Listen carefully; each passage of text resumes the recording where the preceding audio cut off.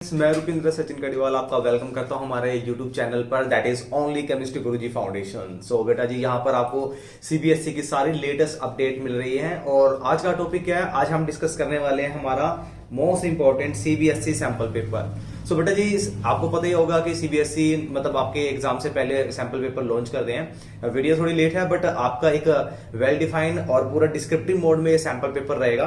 तो important question जितने भी 2021-22 में आने वाले हैं बेटा जी इसके बारे में डिस्कस करेंगे। ये हमारा राउंड 1 है, ठीक है। इस राउंड 1 में आपको क्या करना है, कुछ नहीं करना है, पहले केमिस्ट्री गुरुजी फाउंडेशन का आपको लाइक करना है, इस पे आपको सब्सक्राइब करना है। और जो बच्चे बेटा जी आपके ब्रदर ने बहुत मेहनत करके वीडियोस बनाई है अच्छी सारी, हमारे चैनल पे आपको वन शॉट सारे रेडी मिलेंगे, ठीक है। तो चलिए स्टार्ट करते हैं डिले ना करते हुए। हमारे फाउंडेशन की तरफ से आपको फ्री ऑफ कॉस्ट टेलीग्राम से आपको नोट्स मिल जाएंगे सारे के सारे। चलिए स्टार्ट करते हैं हमारा फर्स्ट क्वेश्चन पेपर का फर्स्ट क्वेश्चन। तो बेटा आपको पता ही है सारे के सारे राउंड मतलब साइंस में कैसे कैसे आने वाले हैं। तो 24 सेक्शन में से 20 क्वेश्चंस, सेम 24 सेकंड पार्ट में से 20, देन अगेन 12 में से 10, तो टोटल 50 क्वेश्चन आपको करने हैं। सारा आपको ऑलरेडी पता है, ठीक है। हम कुछ इस वीडियो का मेन पर्पस है कि जो बच्चे अब टीचर से हेल्प नहीं ले पा रहे हैं या ऑनलाइन कंटेंट सर्च कर रहे हैं बहुत अच्छा कंटेंट, तो सारे के सारे वन शॉट बिल्कुल डिस्क्रिप्टिव मोड में विद शॉर्ट ट्रिक्स। और इस क्वेश्चन पेपर को भी मैं कुछ मेथड यूज करेंगे, हिट एंड ट्रायल मेथड, जो आपके लिए एग्जाम टाइम में बहुत बेनिफिटेड रहेगा। चलिए स्टार्ट करते हैं डिले ना करते हुए।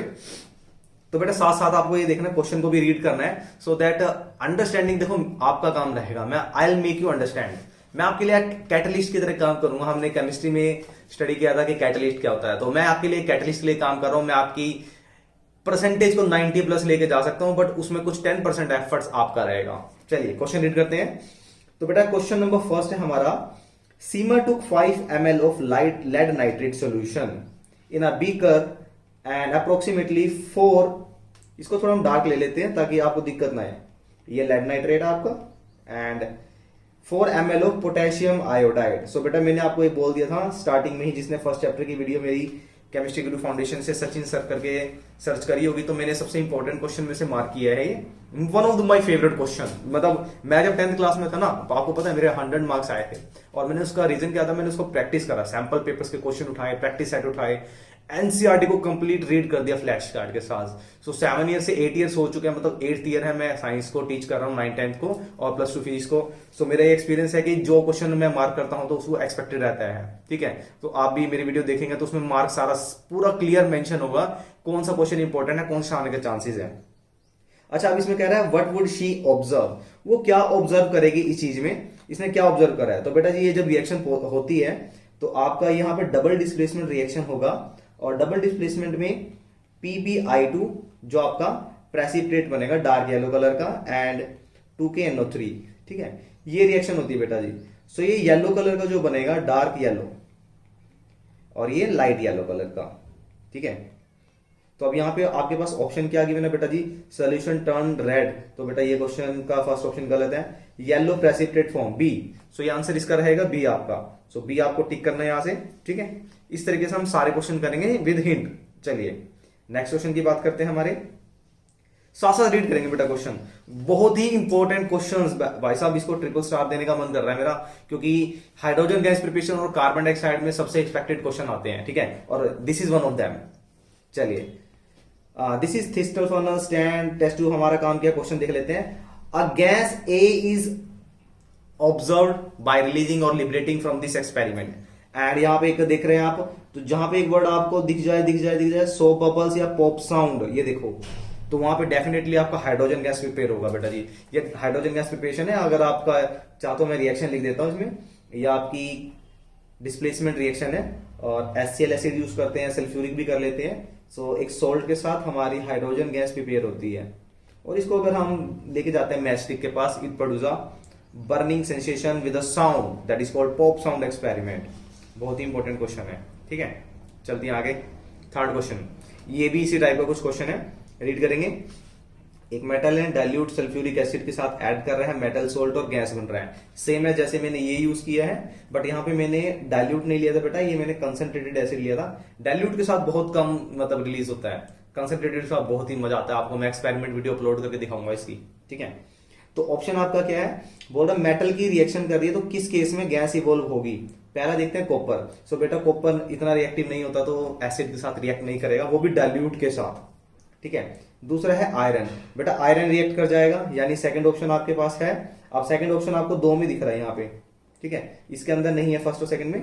तो और मैग्नीशियम, बेटा मैग्नीशियम ज्यादा रिएक्टिव है, वो कंसंट्रेटेड एसिड, उसको हम बर्निंग सेसेशन बोलते हैं, व्हाइट प्रेसिपिटेट होते हैं, तो बेटा ये भी नहीं है। अब आपका बस जिंक, जिंक का जस्ट अभी आप करके आए हैं, देखें ये डाइल्यूट के साथ और कंसंट्रेटेड दोनों के साथ हो जाएगा, बट कंसंट्रेटेड के साथ बहुत ही इफेक्टिव रहेगा।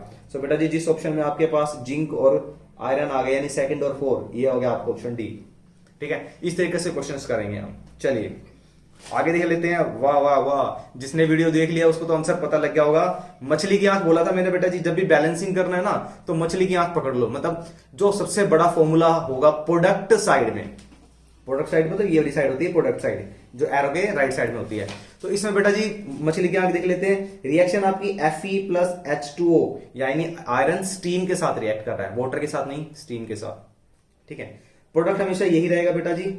देख लेते हैं, मैं आपको राइट करके दिखाता हूं, देखते हैं सबसे पहले कौन पकड़ेगा। कमेंट करना बेटा जी, साथ साथ वीडियो जब देखेंगे तो कमेंट करेंगे, ताकि मुझे पता लगे कुछ लिविंग बींग्स भी हैं मेरे पास जो मेरी वीडियो को वॉच कर रहे हैं, ऑब्जर्व कर रहे हैं और समझ रहे हैं कंसेप्ट को, ठीक है। प्रोडक्ट हमेशा सेम रहेगा, Fe2O3, रिलीज होगी हाइड्रोजन गैस। अब देखो यहां पे आपके पास जो लिखा हुआ है Fe3O4 है, यानी 3 वाली वैलेंसी ली है, ठीक है। अब हाइड्रोजन गैस, अब यहां पे 3 है, ओके। अब यहां आयरन को 3 करना है, ठीक है। अब आयरन 3 किस में है, तीनों में भाई साहब, लेकिन आंसर कौन सा आएगा देखते हैं। ऑक्सीजन 4 है, तो ऑक्सीजन ये 4 हो गया, ठीक है। हाइड्रोजन 8 है, यहाँ पे हाइड्रोजन 8 है, तो ये वाला ऑप्शन आपको कहां दिख रहा है बेटा जी, 4 हाइड्रोजन वाला, ये दिख गया आपको, बी दिख रहा है आपको बेटा जी, यहाँ पे दिख गया ये वाला ऑप्शन, तो ये आंसर आ गया आपका, ठीक है। इस तरीके से सारे क्वेश्चन सोल्व करेंगे हम। चलिए नेक्स्ट क्वेश्चन देख लेते हैं, ये भी अच्छा क्वेश्चन है बेटा जी। इसमें सिर्फ अंडरस्टैंडिंग पावर को थोड़ा स्ट्रॉन्ग करना है इस क्वेश्चन में।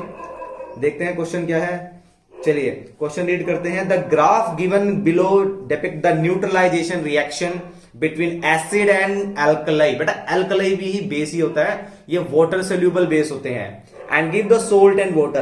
The pH of the solution changes as we add excess of acid. Excess of acid जहां पे वर्ड आ गया means H ion concentration increase हो गई आपकी, यानी बेस वही है, एल्कलाई वही है, बट हम एसिड की कंसेंट्रेशन को इंक्रीज कर रहे हैं। अब वो क्या कह रहा है, which letter denote the area of graph with both acid and salt. बेटा जी एसिड और सोल्ट दोनों बताने कि कहां पे ज्यादा होंगे, ठीक है। एसिड के साथ बेस आ रहा है तो सोल्ट तो डेफिनेटली बनेगा ही, बट वो बोल रहा है कि we are adding excess of acid. तो एक्सेस देख लेते हैं बेटा जी कहां पर है, यहां पे दिख रहा है कि वॉल्यूम ऑफ एसिड एडिड, ठीक है। आपका जो एक्स एक्सिस में ये आपका आ गया पीएच। अभी देख लेते हैं वॉल्यूम ऑफ एसिड, मतलब डायरेक्टली कंसेंट्रेशन से रिलेटेड आपका, यानी पीएच से आपकी एच आयन कंसेंट्रेशन से। तो यहां पे डी पॉइंट एक ऐसा पॉइंट है जो सबसे एसिड की इंक्रीज की तरफ बढ़ रहा है, तो बेटा जी ऑप्शन इसका डी रहेगा, क्योंकि एसिड की कंसेंट्रेशन बढ़ रही है, एच आयन कंसेंट्रेशन बढ़ रही है, और यहां पे वर्ड पहले क्लियरली मेंशन था एक्सेस ऑफ एसिड। तो सिंगल डी केस ऐसा है जहां पे एक्सेस में एसिड है। बाकी सी वाला केस देखते हैं तो सी में तो बिल्कुल न्यूट्रल हो गया बेटा, एसिड की कंसेंट्रेशन कम है, और जैसे जैसे हम बी और ए पे जा रहे हैं एसिड बिल्कुल कम हो गया, और ए पे तो एसिड बिल्कुल कम है, यानी 0। देख भी सकते हैं यहाँ पे 14 pH है, और 14 pH में तो बेटा जी आ ही जाता बेस है, तो डी आंसर इसका बिल्कुल करेक्ट रहेगा। चलिए नेक्स्ट क्वेश्चन रीड करते हैं। वेरी गुड वेरी गुड, बहुत अच्छी रिएक्शन है भाई। The reaction of iron and copper give the copper, the reaction of iron and copper sulphate solution. चलिए ये रिएक्शन हुई है and giving copper and ferrous sulphate. अब बेटा इसमें क्वेश्चन में रीड क्या करना है, देखो टॉपिक आपको बहुत अच्छे से आता है, बट आपको अंडरस्टैंड करना कि कंसेप्ट जो आपको दिया हुआ है उस कंसेप्चुअल बेस पे क्वेश्चन क्या पुट अप हुआ है। अब वो क्या कह रहे हैं, which option in the given table correctly represent the substance oxidise, यानी ये आपका क्वेश्चन आ गया भाई साहब रिडॉक्स रिएक्शन से, ठीक है। अब रिडॉक्स रिएक्शन मतलब रिडक्शन और ऑक्सीडेशन, पता होना चाहिए रिडॉक्स का मतलब क्या है। जहां पे वर्ड आ गया रिडक्शन, तो रिडक्शन का मतलब क्या है, हाइड्रोजन का ऐड होना और ऑक्सीजन का एलिमिनेट होना, ठीक है। और ऑक्सीडेशन का मतलब क्या आ गया बेटा जी, ऑक्सीडेशन सर ऑक्सीजन से रिलेटेड है, यानी ऑक्सीजन ऐड होगा हाइड्रोजन रिमूव होगा, ठीक है। क्वेश्चन क्या दे रहा है, सब्सटेंस ऑक्सीडाइज, कौन सा हुआ है। अब यहाँ इस रिएक्शन में अगर देख सकते हैं ऑक्सीजन किसके अंदर दिख रहा है बेटा जी, सल्फेट के अंदर दिख रहा है। ये सल्फेट वाला ऑक्सीजन अब कहां चला गया है, ये सल्फेट बेटा जी चला गया आयरन के पास, यानी आयरन ऑक्सीडाइज हुआ है। दो केस में आयरन दिए हुए हैं, तो बेटा जी ये दोनों ऑप्शन तो कटे गए हैं। ए और बी में से सब्सटेंस ऑक्सीडाइज तो पता लग गया आपको, ठीक है। अब है रिड्यूसिंग एजेंट। रिड्यूसिंग एजेंट बेटा वो होगा जो रिड्यूस करने में हेल्प करेगा, ठीक है। तो यहाँ पे आप देखते हैं कौन सा ऐसा सब्सटेंस है जो रिड्यूस करने में हेल्प कर रहा है। बेचारेगा इसके पास, हमारे पास क्या था, कॉपर सल्फेट, इसने डोनेट करा है रिड्यूस करने में, मतलब अब मैंने रिड्यूस जहां पे बोल दिया, यानी H से H+ से रिलेटेड होगा, यानी हाइड्रोजन का ऐड होना, ऑक्सीजन का होना, ठीक है। अब किसकी वजह से ऑक्सीजन हुआ बेटा, आयरन एक ऐसा है जिसके अंदर सब्सटेंस ऑक्सीडाइज हुआ है और रिड्यूसिंग एजेंट है। रिड्यूसिंग एजेंट का मतलब क्या है, मैंने आपको बता दिया है। रिड्यूसिंग एजेंट का मतलब है जो रिड्यूस करने में हेल्प करेगा। अब यहाँ पे आपको हाइड्रोजन किसी केस में नहीं दिखेगा। अब हाइड्रोजन नहीं दिखेगा तो सिर्फ हम ऑक्सीजन पे बैलेंस करेंगे, ठीक है। जो ऑक्सीजन ऐड करा, जहां पे ऑक्सीजन ऐड हो रही है, ठीक है, तो बेटा ये आयरन वाला है दोनों केस का। आंसर ये रहेगा आयरन आयरन, ठीक है। चलिए, अच्छा क्वेश्चन था, बट आपका यहाँ डिस्प्लेसमेंट रिएक्शन की बजाय उसने रेडॉक्स रिएक्शन पूछ लिया। Chemical reaction between the copper and oxygen. बेटा कॉपर जब ऑक्सीजन के साथ रिएक्ट करेगा, मॉइस्चर के साथ, देन कॉपर ऑक्साइड बनाएगा, ठीक है। तो मैंने बैलेंस नहीं कर रहा हूं अभी मैं। वो क्या कह रहा है, कैन बी कैटेगराइज एज। अभी कौन सी रिएक्शन है, सिंपल पता लग रहा है आपको। यहाँ पे दो एलिमेंट एक कंपाउंड बना रहे हैं ऑन एडिशन, यानी एडिशन मतलब कौन सा रिएक्शन है बेटा जी, ये कॉम्बिनेशन। तो कॉम्बिनेशन जहां दिख रहा है आंसर। बात करते हैं नेक्स्ट क्वेश्चन, जो हमारा क्वेश्चन नंबर 8 है। बात करते हैं which of the given option are correctly represent parent acid and base of calcium. देखो कुछ क्वेश्चंस हमारे पास ऐसे होते हैं कि हमें ट्रिक से करना होता है, हिट एंड ट्रायल मेथड से। जहां पे वर्ड दे दिया उसने बेस ऑफ कैल्शियम। अब बेस ऑफ कैल्शियम का मतलब है जो कैल्शियम वाला होगा वही आंसर होगा, पहला तो क्रॉस हो गया। अब बेस में देखना है तो बेस इन तीनों में से कौन सा है बेटा जी, बेस है CaOH ट्वाइस, स्लेक लाइम। तो ये क्वेश्चन तो गलत हो गया, ठीक है। तो आंसर बेटा जी इसका ये रहेगा बी वाला, बी ऑप्शन इसका आंसर रहेगा, ठीक है। Hit and trial method use करा मैंने, विद इन 30 सेकंड आपका आंसर्स पता लगे हैं। जहां पे बेस ऑफ कैल्शियम दिख गया तो बेस ऑफ कैल्शियम सिर्फ यहां पर है, ठीक है। और पेरेंट एसिड और पेरेंट बेस क्या होता है बेटा मैं बता देता हूं। Parent acid and parent base are दो substance which on addition produce salt and water. तो सोल्ट एंड वाटर बेटा इस केस में बन जाएगा, ये एसिड है, ये भी HN प्रोड्यूस करेगा, और ये बेस है। हमने सिर्फ बेस ऑफ कैल्शियम पूछा था, तो ये आंसर रहेगा। चलिए, how will you protect your self from the heat generated while the concentrated acid, dilution of concentrated acid. Dilution का मतलब क्या होता है बेटा जी, उसमें डाइल्यूटेड यानी कंसंट्रेटेड एसिड के अंदर वाटर ऐड कर रहे हैं, यानी प्योर फॉर्म से क्या कर रहे हैं, उसमें थोड़ा वाटर ऐड कर रहे हैं। क्या कह रहे हो सर, दूध वाला? हाँ, जैसे दूध वाला क्या करता है, बिल्कुल प्योर मिल्क के अंदर वाटर ऐड करके उसे थोड़ा प्रॉफिट कमा लेता है, ठीक है। ऐसे ही कंसंट्रेटेड एसिड के अंदर वाटर ऐड करते हैं, वो डाइल्यूशन होता है, ठीक है। अब इसमें बेटा प्रोसेस करना कैसे होता है, मतलब ये सिंपल बता देता हूं कि जैसे आपके पास घर में तवा होता है, गरम तवा है, गरम तवे के ऊपर छोटी सी पानी की बूंदे डालो, कुछ ऐसे साउंड प्रोड्यूस होती है, ठीक है। क्यों? तवा गर्म था आपका, पानी ठंडा होता है, तो यानी जब गर्म चीज में जब आप ठंडा डालोगे तो स्प्लैश होगा, वाटर के ड्रॉपलेट्स जंप करती है। तो ऐसे ही सेम एसिड के साथ होता है, कभी भी एसिड के अंदर वाटर को ऐड नहीं करना चाहिए। एसिड होता है फॉर्म और वाटर कोल्ड नेचर का होता है, तो स्प्लैश हो जाएगा, तो ये गलत है। आपको क्या करना है, वाटर के अंदर स्लाइटली धीरे धीरे स्लोली एसिड को ऐड करना है एंड उसे साइड बाय साइड स्टीर करते रहना है, हिलाते रहना है। तो ये आपका ऑप्शन कहां पे दिख रहा है बेटा जी, वाटर के अंदर acid, by adding acid to water, first option में ही है।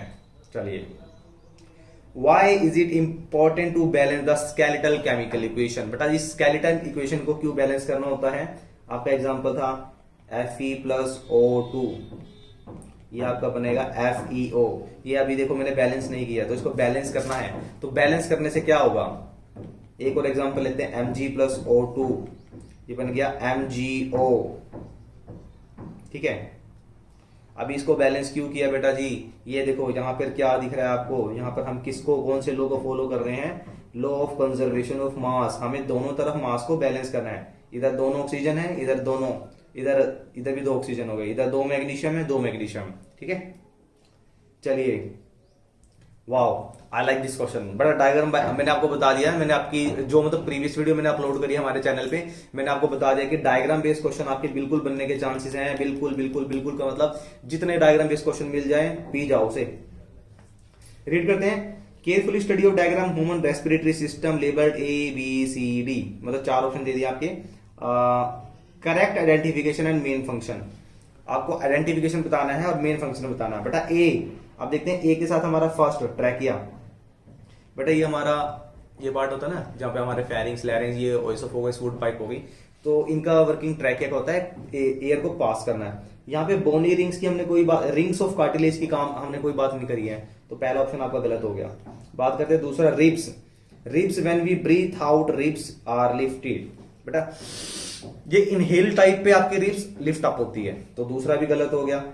तीसरा देखते हैं alveoli, the thin cell wall sac like structure for the gases exchange. अगर आपने लंग्स का टॉपिक किया है तो लंग्स के अंदर छोटे छोटे मिलियंस ऑफ स्ट्रक्चर होते हैं balloon like, in millions of balloon structure को हम बोलते हैं एल्वेलाई, और इसी की वजह से हमारे गैसेस एक्सचेंज होती है। ठीक है बेटा जी, तो यही आंसर रहेगा हमारा।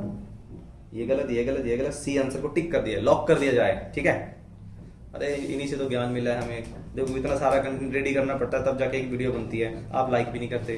ठीक है बेटा, कंटेंट जो भी बना है हर स्टूडेंट को शेयर करना है, बट शेयर करना है लिंक के थ्रू यूट्यूब चैनल से। और टेलीग्राम पे आपको अगर किसी भी चैप्टर की PDF चाहिए, नोट चाहिए, CBSE का लेटेस्ट अपडेट चाहिए हर एग्जाम से रिलेटेड, तो हमारे टेलीग्राम चैनल को ज्वाइन कीजिए, that is chemistry Guruji foundation. वहां से आपको सारी की सारी प्योर एंड ओरिजिनल सर्कुलर के साथ CBSE की नोटिस मिलता रहेगा। ठीक है, चलिए एक और डायग्राम बेस्ड क्वेश्चन आप देखते हैं। इस क्वेश्चन को हिट एंड ट्रायल मेथड से शॉर्ट ट्रिक से कैसे करते हैं। जिसने मेरी लाइव प्रोसेस की वीडियो देखी है वो क्वेश्चन 1 सेकंड में बताएगा, 1 सेकंड में। चलिए देखते हैं। Identify the indicate the correct enzymes is secreted allocation ABC। अब आपको बताना है ABC में से कौन सा एंजाइम निकल रहा है। सबसे पहले बेटा जी माउथ है, माउथ के अंदर जो पार्शियल डाइजेशन स्टार्ट होता है वो होता है सलाइवा की वजह से। सलाइवा के अंदर सलाइवरी अमाइलेज होता है, यानी जहां पे भी आपको ए ऑप्शन के अंदर, फर्स्ट ऑप्शन के अंदर अमाइलेज देख लीजिए, वही आंसर होगा। क्या कह रहे हो सर, दिख गया अमाइलेज, ये दिख गया। चलिए, और सर पूरा एक्सप्लेन कर दीजिए इसी को, एक बार बता दीजिए बाकी का। चलो बता देते हैं भाई। अब आपका ये देखो पेप्सिन 2 पे लिखा हुआ है, तो बेटा ये आपका स्टमक है। स्टमक के अंदर हमने 3 टॉपिक स्टडी करे थे, HCl होता है, म्यूकस होता है एंड पेप्सिनोजन या पेप्सिन। ठीक है, तो ये सेकंड का पेप्सिन ठीक है। टी आपका ट्रिप्सिन, यानी ये आपको यहां दिख रहा है ट्रिप्सिन। बेटा जी कहां से है, मैंने शॉर्ट ट्रिक बताई हुई है। मैं अगर आप कहते हो तो मैं इसके लिए अलग से बता दूंगा। ये जो ट्रिप्सिन है ये प्रोटीन का डाइजेशन करते हैं। ठीक है, बहुत सारी शॉर्ट ट्रिक, मतलब बहुत सारे ऐसे फंडे बताए मैंने जिसको देखकर 30 सेकंड के अंदर बता सकते हैं कि हाँ ये आंसर है। बायोलॉजी के अंदर बताया, केमिस्ट्री में बताया, फिजिक्स में भी बताया है, कुछ शॉर्ट ट्रिक, कुछ हिंट बताया है। बेटा जी वीडियो देखिए, सारा का सारा कंसेप्ट आपको एक ही बार में क्लियर हो जाएगा। सारा NCERT एग्जाम्पलर और हॉट क्वेश्चन वो सारे हॉट क्वेश्चन हैं जो बिल्कुल एक्सपेक्टेड है आने के लिए। चलिए, opening and closing of stomatal pore मैंने बता दिया भाई साहब, एक वीडियो जनरेट कर दी थी मैंने आपके लिए सिर्फ कि कौन कौन से 90% चांसेस है क्वेश्चन आने के, तो उसमें स्टोमेटा के ऊपर बिल्कुल आने के चांसेस हैं। लीव से ज्यादा क्वेश्चन आएगा आपका स्टोमेटा के ऊपर। तो बेटा जी ये जो पोर का जो ओपनिंग और क्लोजिंग होता है वो डिपेंड करता है कि उसके अंदर वाटर कंटेंट कितना है, मतलब ट्रांसपिरेशन पुल कितना आ रहा है, किसकी वजह से होता है ट्रांसपिरेशन, वाटर की। तो डी ऑप्शन आंसर इसका सही है।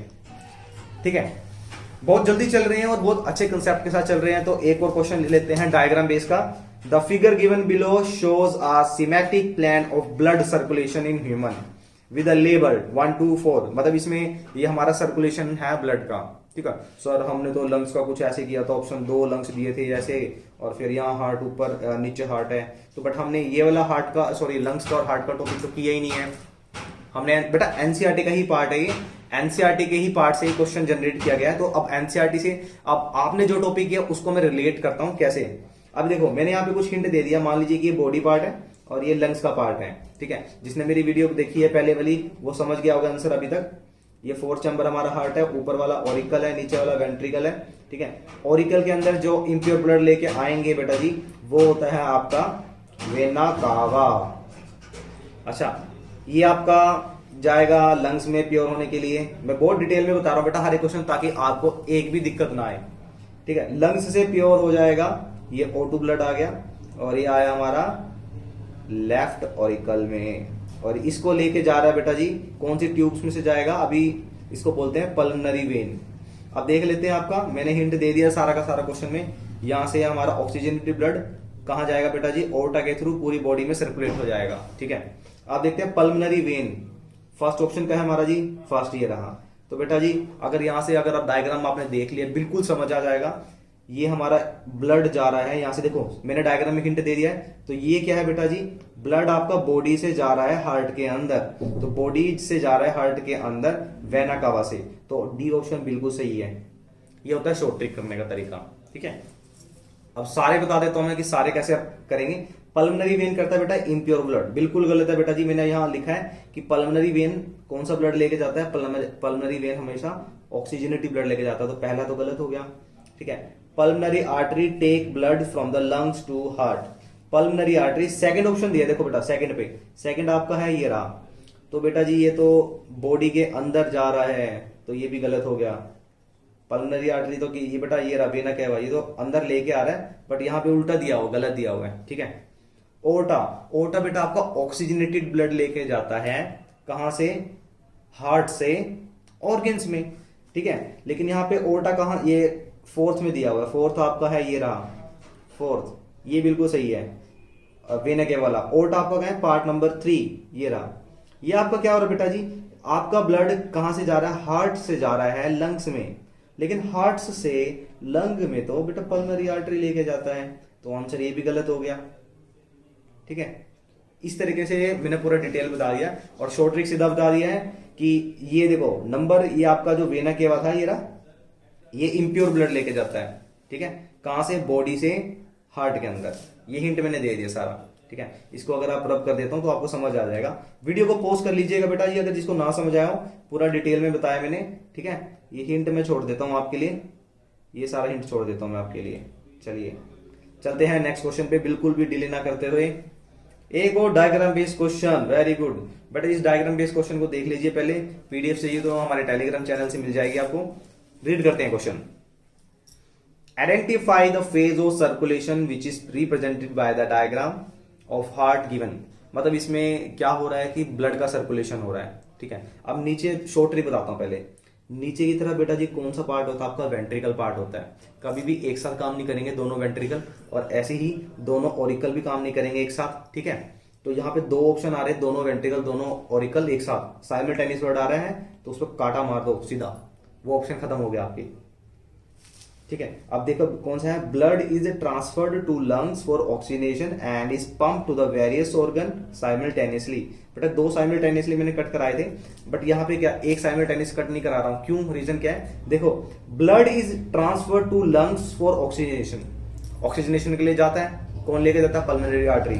ठीक है, and is pumped into the various organ, और उसी टाइम पे वेरियस ऑर्गन्स में प्योरिफाइड ब्लड भी जाता है, तो बेटा ऑप्शन बी रहेगा सही इसका। ध्यान रखना, जिसने नहीं वीडियो देखी है बेटा जी सारा देख लेना। ये बेटा इस टाइम पे यहाँ ब्लड आ रहा है, ठीक है, ये प्योरीफाई होने के लिए यहाँ जाएगा वेंट्रिकल में, और ये लंग्स में प्योरीफाई होने के लिए पहुंच गया, ये यहाँ एंटर करा पल्मोनरी वेन से, और यहाँ ओर्टा से जाएगा ऑक्सीजनेटेड ब्लड। ये पूरा डिटेल में मैंने लाइव प्रोसेस चैप्टर में बताया हुआ है, तो इसका बी ऑप्शन सही रहेगा, क्योंकि जिस टाइम पे आपका लंग्स में ऑक्सीजनेशन के लिए जाता है वही ऑक्सीजनेशन ब्लड ऑर्गन्स में पंप होता है। ठीक है, बाय हार्ट, तो option B B B B पे क्लिक कर दीजिए। एक और डायग्राम बेस्ड क्वेश्चन के साथ, मतलब जितने डायग्राम बेस्ड क्वेश्चन भाई साहब आपके उसमें आ गए ना, तो मान के चलो आपका एक भी मतलब एक नंबर पूरा वो फिक्स हो चुका है। तो लाइव प्रोसेस आपका इस चैप्टर से ही मैंने बहुत सारे क्वेश्चंस आपको डायग्राम बेस्ड बता दिए हैं। ठीक है, अच्छा इसका भी सॉरी शॉर्ट ट्रिक बताते हैं। चलो देखते बेटा, इसके अंदर शॉर्ट ट्रिक होगा तो बताऊंगा, लेकिन आपके पास 4 मिनट्स हैं एक क्वेश्चन के लिए अकॉर्डिंग टू बोर्ड।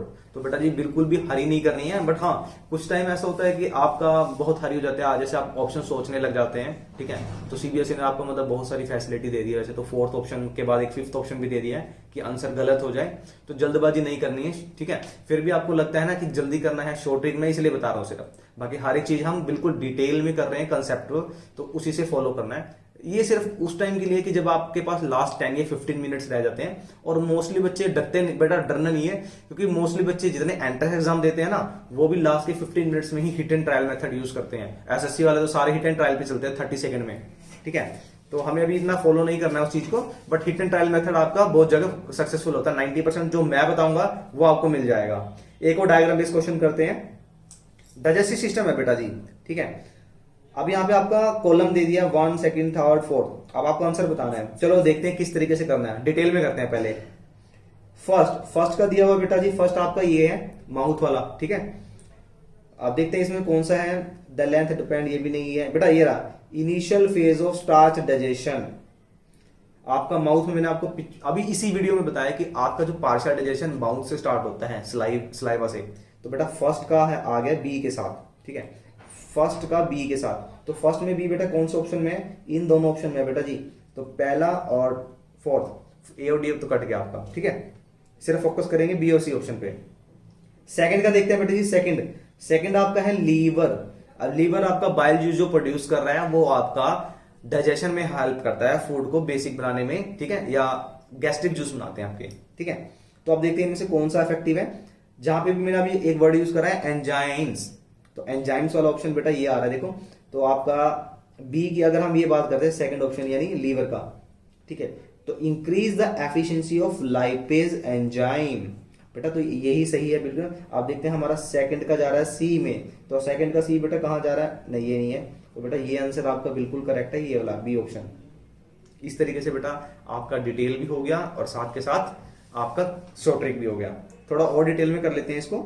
थर्ड का है बेटा डी। अब हमें पता लग गया कि हाँ ये हमारा बिल्कुल सही है बी पार्ट। तो बी में थर्ड का आंसर है डी। ये बेटा थर्ड पार्ट आपका स्मॉल इंटेस्टाइन है और यहीं पे आपका कंप्लीट डाइजेशन होता है। ये एक और क्वेश्चन आपको पता लग गया। देखो डिटेल में करने का ये प्रॉफिट होता है कि आपको एक क्वेश्चन और मिल जाता है वहां से। अब आपका कंप्लीट डाइजेशन कहां पर होता है? स्मॉल इंटेस्टाइन में। तो मैंने लिखा भी हुआ, देखो स्मॉल इंटेस्टाइन ये थर्ड पार्ट है। फोर्थ पार्ट आपका है लार्ज इंटेस्टाइन, ठीक है। और आपका the length of this depends upon the organism. अगर जो बच्चे मतलब पिछले पहले 3-4 ईयर्स की बात करते हैं ना बेटा, तो वहां पे डिस्क्रिप्टिव मोड का पेपर था, आपको पता है। तो वहां पे ये क्वेश्चन बहुत ही अच्छा रहता था कि जो गोट होते हैं यानी हर्बीवोरस एनिमल्स होते हैं, they have the longer food pipe as comparison to the carnivorous. तो उसी तरीके से ये क्वेश्चन दिया हुआ, देखो कि this length depends upon the food the organism eat. कौन सा ऑर्गेनिज्म कौन सा फूड खाता है ये उसके ऊपर डिपेंड करता है। ये हमारी जो लास्ट ट्यूब है, ठीक है। तो यहां से मैंने हिंट दे दिया आपको। तो फोर्थ का आ गया हमारे पास ए। तो ये क्वेश्चन आपका हो गया है। देखते हैं और कितने डायग्राम बेस्ड क्वेश्चन आएंगे। चलो अब आते हैं फिजिक्स के पोर्शन पे। कुछ बहुत इजी है बेटा जी। Which of the following mirror is used by dentist to examine the small cavity in the patient's teeth. Teeth के अंदर कैविटी को देखने के लिए डेंटिस्ट बेटा जी कौन सा सिंपल आपको पता होना चाहिए। जहां पे वर्ड डेंटिस्ट आ जाए तो इस टाइप का मिरर, एक कटोरी की अंदर वाला मिरर कौन सा था? Concave mirror, sorry concave mirror, ये नहीं कनकेव मिरर, ठीक है। आपकी हेडलाइट्स होगी वो भी सारी कनकेव मिरर की होती है। आपका जो पैराबोलिक एक रिफ्लेक्टर आते हैं सोलर कुकर के, वो सारे कनकेव होते हैं, ठीक है। इस तरीके के कन्फेक पे इतने ही क्वेश्चन आएंगे। अगर आपको पूरा डिटेल देखना है फिजिक्स का तो मेरे वन शॉट और पीडीएफ नोट्स टेलीग्राम चैनल से मिल जाएंगे। मुझे लाइक की के साथ मेरे को एक मैसेज कर दीजिए टेलीग्राम चैनल पे, केमिस्ट्री गुरु फाउंडेशन पे। आपको उस पूरे डिटेल नोट्स की पीडीएफ मिल जाएगी आपको, डिजिटल नोट्स विद कलरफुल। मतलब पढ़ते हुए भाई साहब मजा आएगा। कहोगे अभी कुछ नोट्स बनाए हैं, 6 डेज लगे हैं बनाने के लिए, सिर्फ आपके लिए फ्री ऑफ कॉस्ट। तो ज्यादा से ज्यादा आपका सपोर्ट मुझे इतना चाहिए कि जो बच्चे बेनिफिट नहीं ले पा रहे हैं नोट्स का, पीडीएफ का, वीडियोस का, अच्छा कंसेप्ट नहीं मिल पा रहा है जिनको, तो हमारे चैनल को लाइक करके वो शेयर कर दिया, ठीक है। एक और डायग्राम बेस्ड क्वेश्चन भाई साहब, यानी आपकी श्योरिटी ज्यादा बनती जा रही है मार्क्स ज्यादा ट्रैप करने की। क्या कह रहे हो सर 40/40 ले लेंगे हमारी वीडियो से? चलो तो मुझे चाहिए कम से कम भाई लाइक चाहिए, 10,000 लाइक चाहिए वीडियोस पे। चलो which diagram show the image formation. अब देखते हैं इस क्वेश्चन को कैसे सोल्व करेंगे। तो सबसे पहले मैं आपको बता देता हूं बेटा जी, ये लेंस का डायग्राम है। तो लेंस के डायग्राम में क्वेश्चन हमेशा जब भी रे डायग्राम चलता है तो लाइट कभी भी डेविएट नहीं होती है, बिल्कुल विदाउट डेविएशन जाती है फ्रॉम ऑप्टिकल सेंटर। अब ये लेंस का ऑप्टिकल सेंटर होता है ये वाला। यहां से जितनी भी लाइट रे जाएगी ये अनडेविएटेड जाएगी, मतलब सीधी चली जाएगी। तो ये डायग्राम में देखो बेंड हो गई है, यानी रिफ्लेक्शन हो गया है। इसमें भी क्या हुआ है, हमने कोई भी रे डायग्राम ऐसा नहीं किया कि जिसमें लाइट रे नीचे की तरफ से जा रही है, ठीक है। जो ये लाइट रे एक सीधी जा रही है और एक सेंटर से जाती है ऑप्टिकल सेंटर से। तो ये डायग्राम देख सकते हैं अगर आप, इस डायग्राम में आपको क्लियरली विजिबल है, ये देखना एक लाइट रे सीधी जा रही है और यहां से रिफ्रैक्ट हो गई एंड से, और दूसरी लाइट रे बिल्कुल सेंटर से गई है, ऑप्टिकल सेंटर से, without any deviation. So this is the correct answer. Lock कर दिया जाए सी ऑप्शन को। चलिए 19 क्वेश्चन के साथ साथ करते हैं। Which of the following can make a parallel beam of light when the parallel beam of light, बेटा जी पैरेलल लाइट्स आ रही है, कब आ रही है? जब light from a point source is incident on it. तो बेटा जी ऐसा केस आपको सबसे पहले देखो, बिल्कुल एनसीईआरटी का डीप नॉलेज का क्वेश्चन है। वो कह रहा है कि पैरेलल बीम्स हमें कब ऑब्टेन होती है? तो पैरेलल बीम्स हमें तभी ऑब्टेन होगी जब हमारा फोकस पे पॉइंट होगा। अब मैं कनकेव डायग्राम का मैं केस ले रहा हूं, जब आपका ऑब्जेक्ट फोकस पे है, ठीक है, फोकस पे है, तो ये लाइट रे ये चली गई, ये पैरेलल हो जाती है। तो एक केस तो हो गया आपका कनकेव मिरर। तो कनकेव मिरर सबसे पहले कहां दिख रहा है आपको? बेटा जी एक ये दिख रहा है कनकेव मिरर, एक ये दिख रहा है, दो ऑप्शन में दिख रहा है, ठीक है। आप देखते हैं कन्वेक्स लेंस का केसेस। मैं आपको शॉर्ट ट्रिक बता देता हूं। कनकेव लेंस में बेटा जी कोई भी ऐसे केस नहीं है जिसके अंदर आपकी पैरेलल, एक केस है बट उसमें आपका वर्चुअल केस बन रहा है। वर्चुअल केस के ऊपर अलग से क्वेश्चन की मैं पीडीएफ बना रखी है मैंने, ठीक है। तो आप वो कह रहा है कि पॉइंट सोर्स कहां पर होगा, पॉइंट सोर्स का नाम दिया है, ठीक है। तो कन्वेक्स लेंस का जो केस है ये रहा आपका F1 से ऑब्जेक्ट है और ये पास हो गया और ये सॉरी ये आ गया। मैं आपको इसको क्लियरली बना के दिखाता हूं आपको। ये आपका डायग्राम है और ये आपका F1 पे ऑब्जेक्ट होगा, ये गया, ये यहां से पास कर जाएगा F2 से और दूसरा ऑप्टिकल सेंटर से जाएगा और ये पैरेलल हो गया। सो ये बेटा लेंस का केस है। ये लेंस कौन सा है आपका? ये आपका कन्वेक्स है। और जो दूसरा केस मैंने आपको बताया था, दूसरा केस कौन सा बताया था? ठीक है, दूसरा केस आपका कनकेव मिरर का केस बताया था, ये वाला, ये हो गया, ये गया और ये पैरेलल हो गया। ये है कनकेव मिरर। तो आपको ये दोनों कहां दिख रहे हैं बेटा जी? वही आपका आंसर है, ये आपका फर्स्ट में दिख रहा है आपको, ठीक है। चलते हैं नेक्स्ट क्वेश्चन पर। अच्छा क्वेश्चन है रिफ्रैक्टिव इंडेक्स पे, बहुत ही डीप क्वेश्चन, मैंने मतलब हर एक एग्जांपल के साथ मेरी वीडियो में मिल जाएगा आपका लाइट चैप्टर की, ठीक है। अब इस क्वेश्चन में देखते हैं। वो कह रहा है आपके पास 3 मीडियम है। पहला है आपका ग्लास, ठीक है, जिसका रिफ्रैक्टिव इंडेक्स है 1.52। दूसरा है एयर जिसका है 1.0003 एंड वाटर। बेटा यूनिट लेस होता है, ये तो आपको पता लग ही गया होगा, इसके पीछे कोई सेंटीमीटर किलोमीटर कुछ भी नहीं दिया, ठीक है। तो यानी ये यूनिट लेस होता है। अब वो बोल रहा है कि आपको इसको क्या करना है, आपको इसको रिफ्रैक्टिव इंडिसेस का 3 मटेरियल को, इसमें आपको बताना है speed of light through them in decreasing order. मतलब आपको इसको अरेंज करना है कि इसमें कैसे कैसे इनको डिक्रीजिंग ऑर्डर में अरेंज करना है, यानी ज्यादा कम कम कम, ठीक है। किसके अकॉर्डिंग? Speed of light. तो मैं आपको बता देता हूं, जिसका रिफ्रैक्टिव इंडेक्स जितना ज्यादा होगा उसमें स्पीड ऑफ लाइट उतनी कम होगी।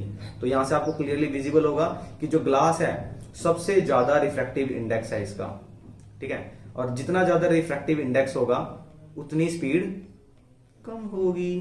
तो रिफ्रैक्टिव इंडेक्स सबसे कम होगी। अब डिक्रीजिंग में करना है बेटा, तो डिक्रीजिंग में करने का मतलब क्या? सबसे ज्यादा फिर कम फिर कम।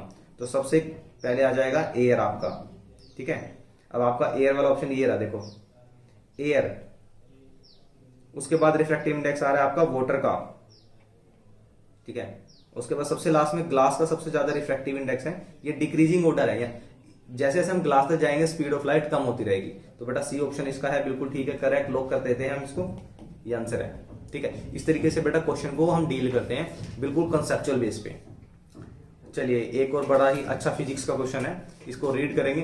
वीडियो को पॉज करके आप बेटा जी इसको क्वेश्चन को रीड कर सकते हैं। मैं आपके लिए रीड कर देता हूं। कह रहा है a beam of red light and a violet light are incident at the same angle. बना देता हूं, चलो। ये रेड कलर के लिए है, ये बेटा जी लाइट आ रही है, ये आ गई लाइट रे, ठीक है, रेड कलर के लिए। ऐसे ही आ रही है वॉयलेट के लिए, ये वॉयलेट के लिए बना दिया। क्या करें, बन नहीं रहा है, चलो बड़ा बदतमीज है वॉयलेट तो भाई, ये बन गया।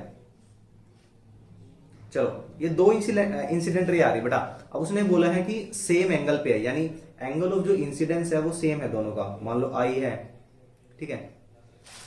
वो क्या कह रहा है, inclined of the prism from air medium to air से मीडियम आ रहा है, ठीक है, and produces angle of refraction R and V. यानी रेड कलर के लिए जो रेड कलर के लिए आ रहा है उस एंगल को हमने नाम दे दिया आर, ठीक है।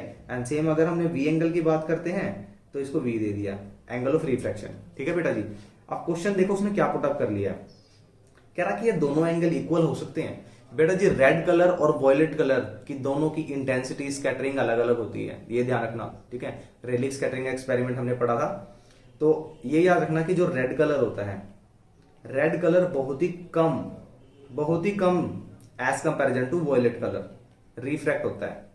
सॉरी, रिफ्रैक्ट नहीं कह सकता इसे, हाँ स्कैटर कह सकते हैं। ठीक है, तो आप ये देखना दोनों का एंगल इंसिडेंस सेम है। ठीक है, लेकिन जो वॉयलेट कलर है वो वॉयलेट ज्यादा फैल जाता है, ज्यादा स्कैटर हो जाता है। तो ज्यादा स्कैटर हो जाने का मतलब क्या है, उसका एंगल भी ज्यादा होगा। तो जहां पे भी आपको दिख रहा है आपका V इज ग्रेटर देन, तो यही आपका बेटा जी ऑप्शन होगा। इसका एंगल ज्यादा होगा क्योंकि बहुत ज्यादा एंगल पे क्या हो जाएगी, स्कैटर हो जाएगी। ठीक है, इसकी बहुत सारी एप्लीकेशन के क्वेश्चन मैंने बनाए हुए हैं, वीडियोस में आपको मिल जाएंगे। चलिए, मैंने देखो डायग्राम से भी पता लग गया होगा आपको, मैंने डायग्राम में यहाँ आर्क एंगल आई वाले के साथ कंपैरिजन में ही बनाया है, बट ये एंगल थोड़ा ज्यादा आ रहा है V का, वॉयलेट कलर का। ठीक है, क्योंकि ये ज्यादा एंगल पे जाएगी, रेड कलर बहुत कम एंगल पे जाएगी। क्या कह रहे हो सर, एक और? चलो मैं चाहता हूँ कि इसमें से हिंट को मैं हटा देना चाहता हूँ कि आप कैसे समझोगे क्वेश्चन, क्योंकि मुझे क्वेश्चन थोड़ा इंटरेस्टिंग लगा। क्यों लगा? क्योंकि डायरेक्टली इसमें कोई भी डायमेंशन नहीं दी हुई है। अगर आप देख सकते हो यहाँ पे आपको कोई भी 3 सेंटीमीटर, 5 सेंटीमीटर, 9 सेंटीमीटर कोई लेंथ नहीं दी है, या कोई ऑब्जेक्ट डिस्टेंस या इमेज डिस्टेंस नहीं दिया हुआ है। तो इस क्वेश्चन की पहचान कैसे करेंगे सर हम? चलो देख लेते हैं पहले क्वेश्चन क्या है। भाई साहब, मिरर कौन सा आपका? कनकेव है। ऑब्जेक्ट की पोजीशन कहां पर है? ऑब्जेक्ट आपका सी पे दिया हुआ है। ठीक है, इमेज सी पे बनती है। ठीक है, इतना हमें सब पता है। वो कह रहा है अब फिगर में से हमको करेक्ट वन देखना है। करेक्ट वन कौन सा है? And 1 small box in figure is equal to 1 centimetre. भाई साहब हिंट दे दिया सीबीएसई ने, फिर हेल्प कर दी हमारी, मतलब सो बेटा हेल्प कर दी सीबीएसई ने, और एग्जांपल दिया है हमारे पास क्वेश्चन का। तो बेटा इस क्वेश्चन में आपको देखना क्या है और पहचानना क्या है, मतलब आपको कंसेप्ट क्या दिया है। तो मैं एक बार इस फिगर को जूम कर देता हूं, और देखो 1-1 सेंटीमीटर का ब्लॉक दिया हुआ है, तो और हमारा ऑब्जेक्ट प्लेस है सेंटर ऑफ कर्वेचर पे। तो यानी डायरेक्टली हमको हिंट क्या मिला कि जो हमारा रेडियस ऑफ कर्वेचर है दैट इज द आर, ये ऑलरेडी हमें गिवन है 6 सेंटीमीटर। Got it? यहां से अगर हम फोकल लेंथ निकालेंगे बेटा जी, तो फोकल लेंथ क्या होगा? यहां से focal length radius of curvature का हाफ होगा, that is r/2 is equal to 3 centimetre.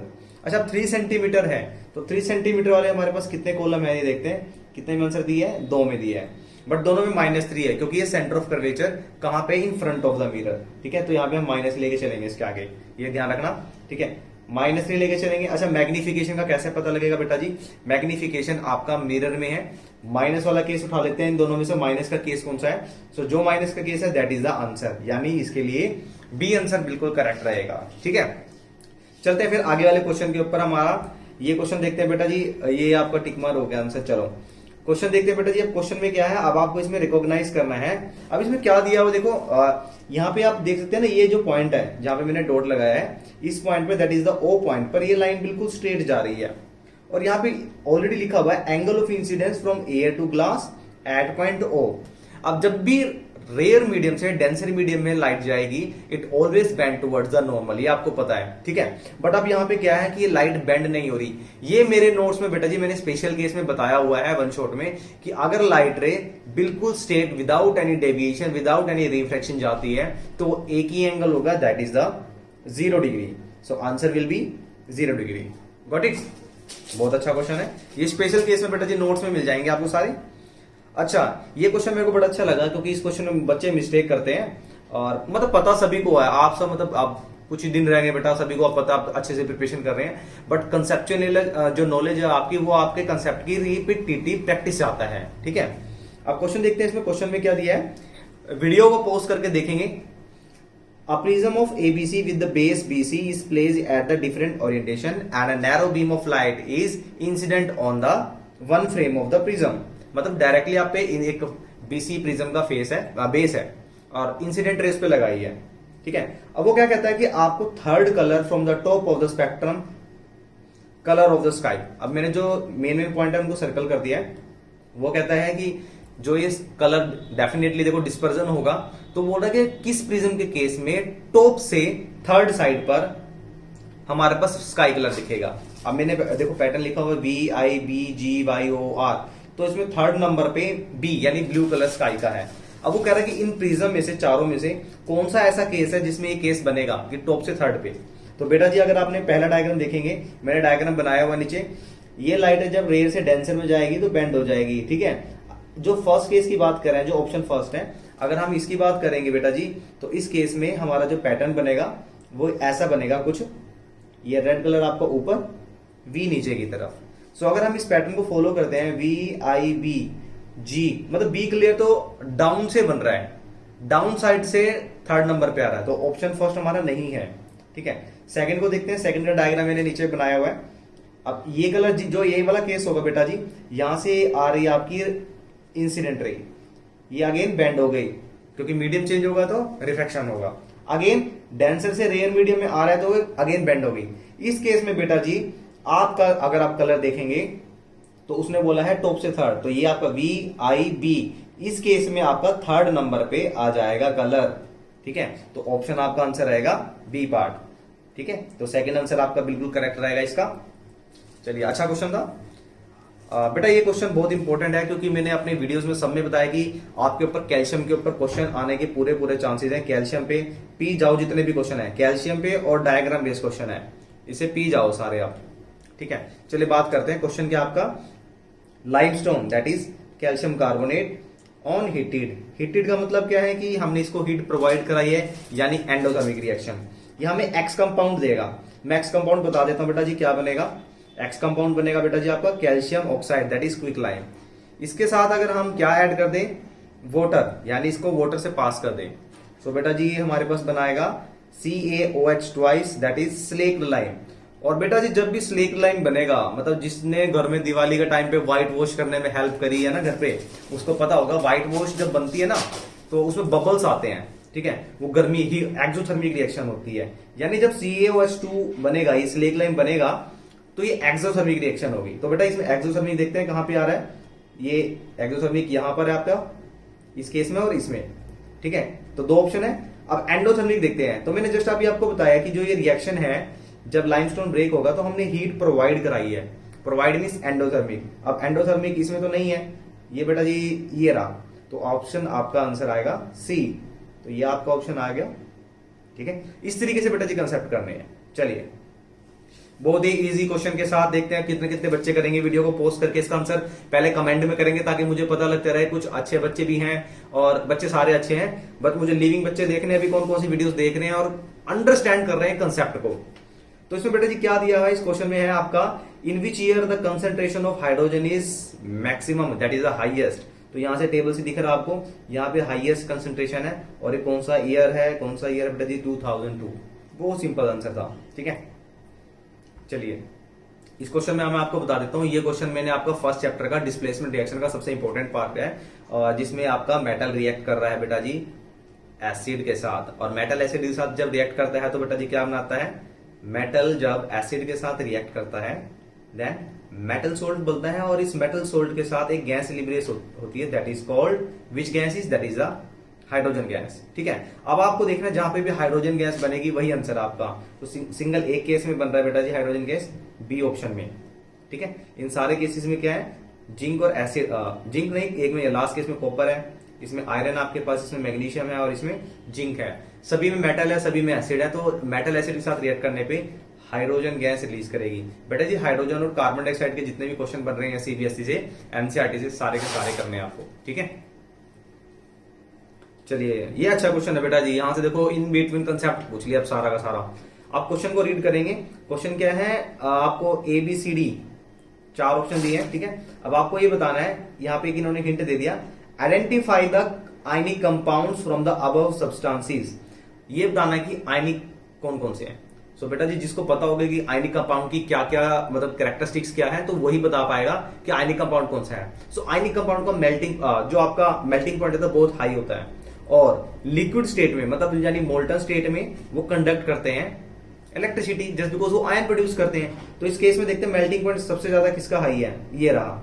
तो बेटा जी ऑप्शन आ गया सी पे, ठीक है। आप देखते हैं सॉलिड स्टेट में ये कंडक्शन नहीं करता है, ठीक है, बट लिक्विड स्टेट में ये एक्वा सॉल्यूशन में जब ये आयंस बना देता है, ठीक है, इस आयन की वजह से ही कंडक्शन होता है। तो answer will be, answer goes to 4 करोड़ का सी। 4 करोड़ का वैसे ऑप्शन आता नहीं है ना, बहुत रेयर होते हैं ना करोड़पति में जीते हैं। चलिए, बड़ा ही बेसिक सा कंसेप्ट एसिड बेस चैप्टर से लिया गया क्वेश्चन।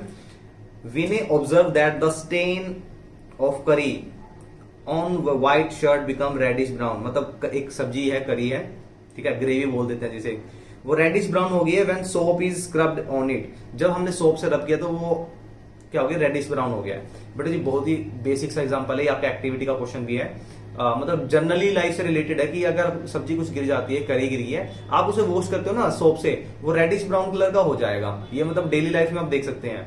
मेरे साथ तो एक हुई थी, मम्मी ने बहुत पिटाई करी, छोटा था मैं, सब्जी गिरा देता, खाना नहीं आता ठीक है।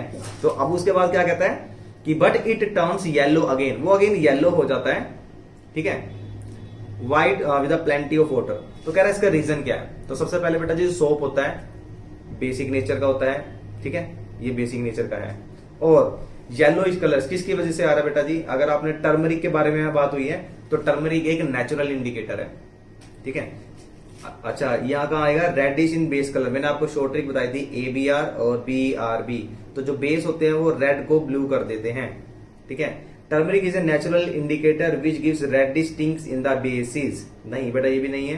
फोर्थ ऑप्शन आपका, turmeric is a natural indicator which gives reddish tinge in acids. बिल्कुल है बेटा, देखो मैंने शॉर्ट ट्रिक बताई थी, acid turns blue litmus to red, यानी रेड कलर में कन्वर्ट करेंगे। तो बेटा जी फोर्थ ऑप्शन है।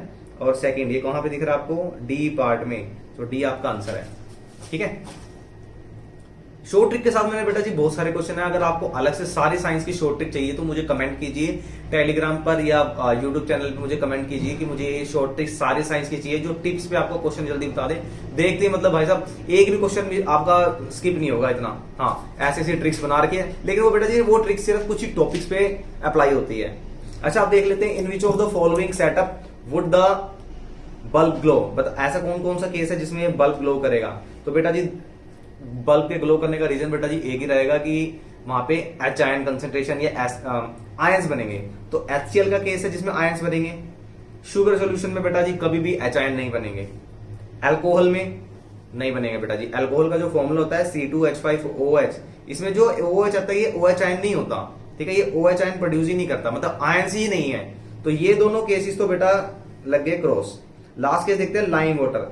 लाइम वाटर भी बेटा बेसिक होता है, ये प्रोड्यूस कर सकता है, ठीक है। तो आपका ऑप्शन जाएगा फर्स्ट के साथ एंड फोर्थ के साथ। तो बेटा फर्स्ट और फोर्थ आपको कहीं दिख रहा है, ये दिख रहा है आपको B, तो answer will B second B, ठीक है। चलते हैं नेक्स्ट क्वेश्चन पे। अब हमारे बहुत सारे क्वेश्चन मतलब हाफ पार्ट हम कर चुके हैं इस चैप्टर का, मतलब जितना भी सैंपल पेपर हमारा था उसमें से हाफ हमने बहुत अच्छे से किया है।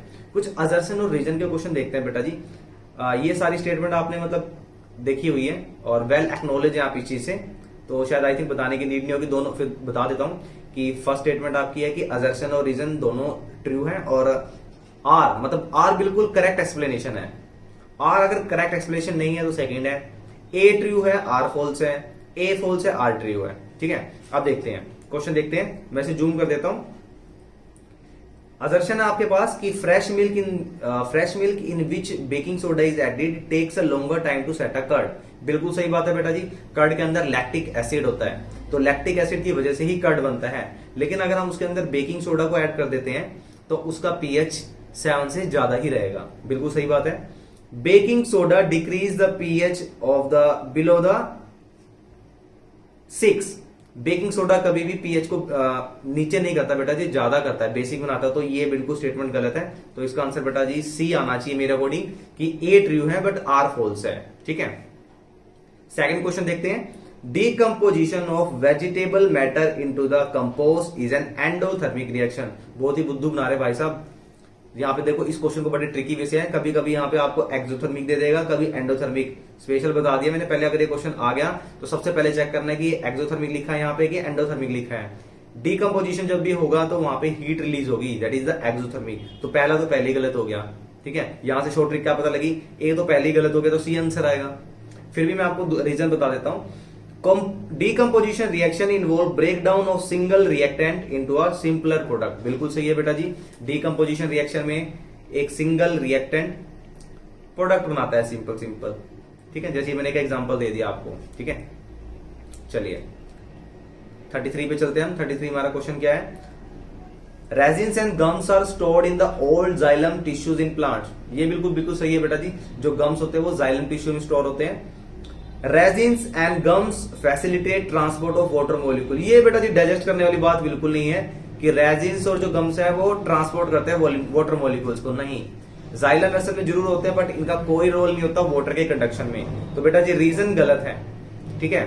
असर्शन ठीक है, तो बेटा जी ऑप्शन क्या होगा, ये मैं आपके लिए छोड़ रहा हूं। क्वेश्चन देखते हैं, मैंने आपको बता दिया, मुझे कमेंट करेंगे क्वेश्चन नंबर 33 का आंसर क्या होगा। असर्शन ठीक है, रीजन फॉल्स है। अच्छा लास्ट क्वेश्चन देखते हैं असर्शन रीजन का, last second. Sky appears blue in day time, बिल्कुल सही है बेटा, true. White light is composed of 7 colour, बिल्कुल सही है बेटा जी ये भी, लेकिन ये इसका करेक्ट एक्सप्लेनेशन नहीं है।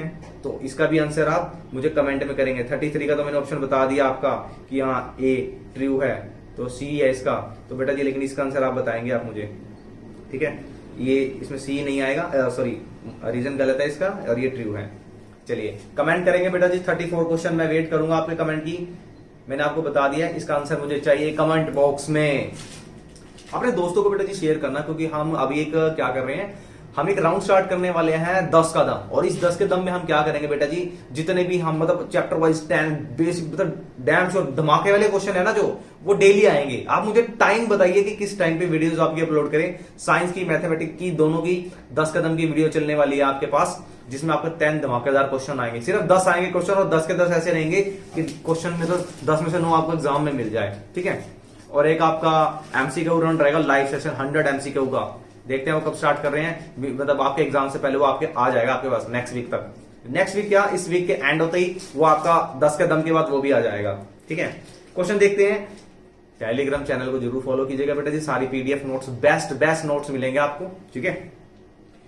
Table given below show the reaction of few element with acid and the basis to evolve hydrogen gas. तो बेटा जी किस किस में हाइड्रोजन गैस निकल रहा है, जिसमें दोनों में निकल रहे हैं वो देखते हैं। ऑप्शन कौन सा है आपका, एक तो बेटा जी ये ऑप्शन है और एक ये ऑप्शन है जिसमें हाइड्रोजन गैस निकल रही है दोनों में। तो बेटा जी बी एंड डी किस में दिख रहा है आपको, ये रहा ऑप्शन। बड़ा सिंपल सा है कि एसिड हो या बेस हो, जब वो रिएक्ट करेंगे तो हाइड्रोजन गैस रिलीज होगा। तो इन दोनों केसेस में हो रहा है और इन दोनों केसेस में हो रहा है, ठीक है। बेटा यहाँ पे देखना, मैंने आपको ये लिए एक बहुत अच्छा, मुझे ये फेवरेट लगा मेरा क्वेश्चन।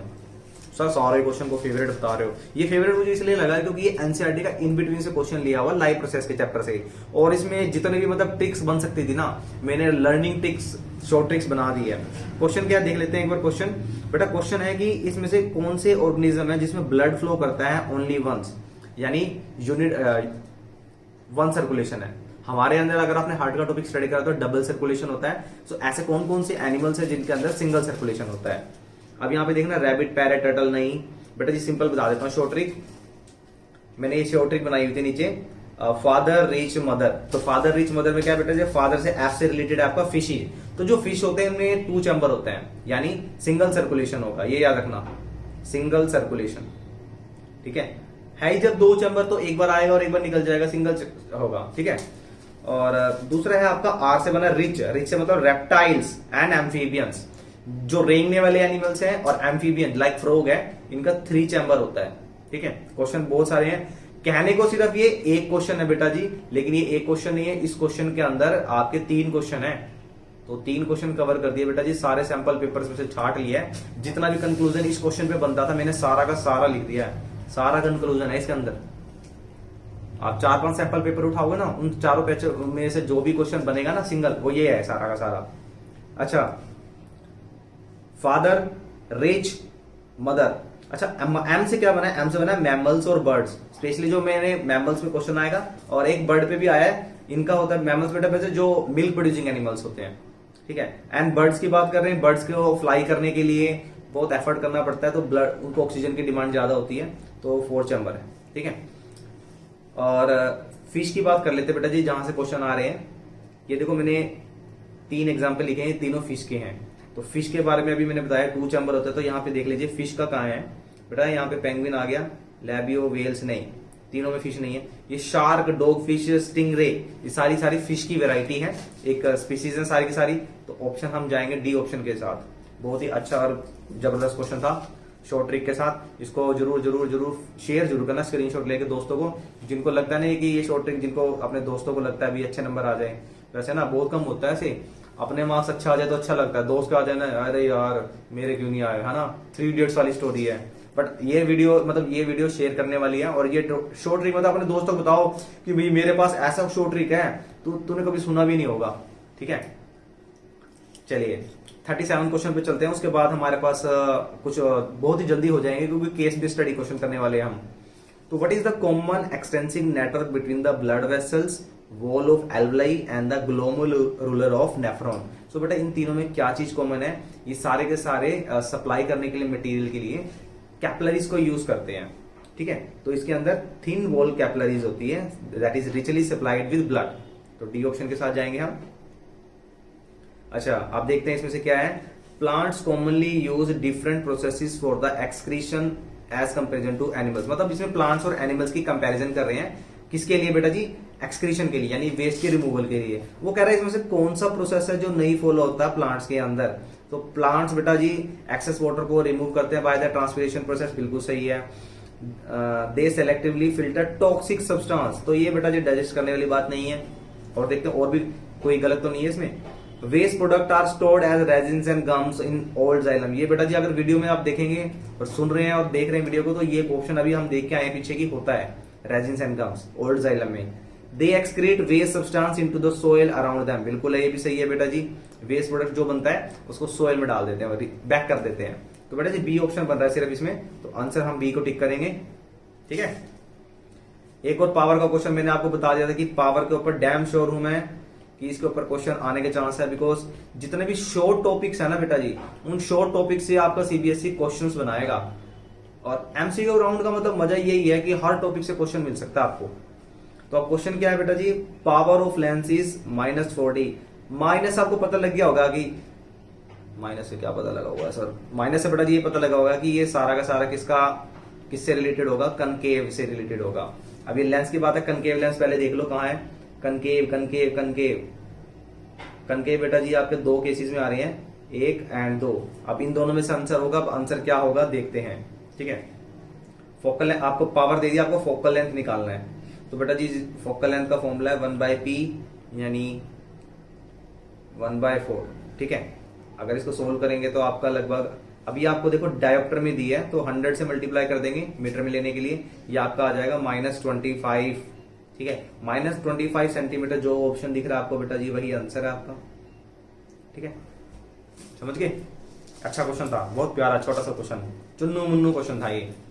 अच्छा बेटा जी ये क्वेश्चन है, मैं इस क्वेश्चन में आपको बड़ा ही छोटा सा हिंट भी दे रहा हूं। इसमें क्वेश्चन में क्या पुट अप किया हुआ है कि rays from the sun converge at a point 15 in front of mirror, ठीक है, 15 सेंटीमीटर दिया हुआ है। Where should an object be place so that the size of image is equal to size of object. अगर आप रे diagram देखेंगे ना, तो रे डायग्राम में आपका ऐसा कौन सा केस है जहां पे इमेज का साइज और ऑब्जेक्ट का साइज सेम होता है, बताओ। सी पे सर, सी पे बेटा जी जो केस है, जितना ऑब्जेक्ट का साइज होता है मतलब सेम साइज का सेम डिस्टेंस पे बनता है, ठीक है। अगर फोकल लेंथ 15 है तो टोटल कितना हो गया, ये टोटल 30 है। आपको पता ही है कि जो आर होता है वो डबल होता है फोकल लेंथ का, तो 30 वाला ऑप्शन कहां है बेटा जी, 30 इन फ्रंट ऑफ मिरर, ये रहा ये आंसर। अच्छा क्वेश्चन था, सिंपल सा था, और मतलब नॉलेजेबल क्वेश्चन था ये आपका। आप कह सकते हैं कि बिल्कुल बेसिक सा क्वेश्चन था, कहां से उठा ले। देखो कौन कह सकता था कि आर और एफ के रिलेशन पे क्वेश्चन आएगा, भाई आएगा, ये शॉर्ट टॉपिक है तो डेफिनेटली क्वेश्चन आएगा। एमसीक्यू राउंड में आपको कहीं भी दे सकते हैं क्वेश्चन। चलिए नेक्स्ट क्वेश्चन आपका, in which of the following groups of organism food material is broken down outside the body. Human being में तो बेटा इनसाइड डाइजेशन होता है, आपका पता है स्टमक होता है ह्यूमन बीइंग में डाइजेशन के लिए, बट वो बोल रहा है आउटसाइड कहां पर होता है। तो बेटा जी ईस्ट, मशरूम और ब्रेड माउल्ड, इसके ऊपर, मतलब फूड को आउटर डाइजेस्ट, मतलब अगर हम बात करते हैं ना, जैसे ब्रेड माउल्ड हो गया, ईस्ट हो गया, ये फूड को डीकम्पोज करता है आउटर, फिर उसको लिक्विड फॉर्म में कन्वर्ट करते हैं, और वो लिक्विड फॉर्म को देन वो क्या करते हैं, इंजेस्ट कर लेते हैं, ठीक है। चलिए तो आंसर इसका हम टिक मार्क कर देते हैं बेटा जी। अच्छा क्वेश्चन है, बहुत सारे सैंपल पेपर्स में आया हुआ है। चलिए नेक्स्ट है आपका, if a person tubules part of nephron is not functioning at all, what will be the effect on the urine formation. तो बेटा जी अगर आपने नेफ्रॉन का स्ट्रक्चर अच्छे से किया हुआ तो उसमें एक डायग्राम में ना ये ट्यूबल जाती है ना घूम फिर के, तो एक दो आते हैं, DCT and PCT, distal convoluted tube and PCT is the proximal convoluted tube. ठीक है, इन दोनों का मेनली वर्किंग क्या होता है, ये वाटर को और जितने भी इसके अंदर सोडियम, पोटेशियम, आयरन, मैग्नीशियम होते हैं, इन सबको एब्जॉर्ब करते हैं, अमाइनो एसिड्स होते हैं। ठीक है, अगर ये डाइजेस्ट ना करे तो क्या होगा, इसके साथ साथ ये डाइजेस्ट मतलब रीअब्जॉर्ब, डाइजेस्ट नहीं री, इसके लिए आएगा एब्जॉर्प्शन। ठीक है, एब्जॉर्ब ना करे तो क्या होगा, जो यूरिन हो जाएगा वो डाइल्यूटेड हो जाएगा। ठीक है, क्योंकि वाटर कंपोनेंट जब एब्जॉर्ब ही नहीं होंगे तो एब्जॉर्प्शन ना होने पे क्या होगा, वाटर ज्यादा बचेगा। ठीक है, एब्जॉर्प्शन नहीं होगा एंड तो क्या होगा, लिक्विड ज्यादा होने से वो डाइल्यूटेड हो जाएंगे। ठीक है, चलते हैं ये क्वेश्चन देखते हैं बेटा जी, इसमें क्या गिवन है आपके पास। If a real image, real का मतलब माइनस से आएगा। ठीक है, candle flame formed by a lens of 3 times the size of flame. ठीक है, यानी मैग्निफिकेशन दे दिया आपको बेटा जी 3। अच्छा, अब आपको मैग्निफिकेशन दिया है तो अब ये माइनस में रहेगा प्लस में रहेगा, ये ध्यान रखना भी। Distance between the lens and image, बेटा जी distance between lens and image यानी वी दे दिया आपको 80 सेंटीमीटर। ठीक है, फॉर्मूला क्या रहता है आपका, अब ये लेंस है कि मिरर है, ये लेंस है तो अब ये 3 लेके चल रहे हैं तो ये v बाय यू, ये मैग्निफिकेशन का फॉर्मूला होता है बेटा जी। बट अगर आप देखेंगे इसके अंदर तो इमेज हमारा डिस्टेंस माइनस में रहेगा, तो ये -80/3 कहाँ है बेटा जी, ये रहा आंसर डी है।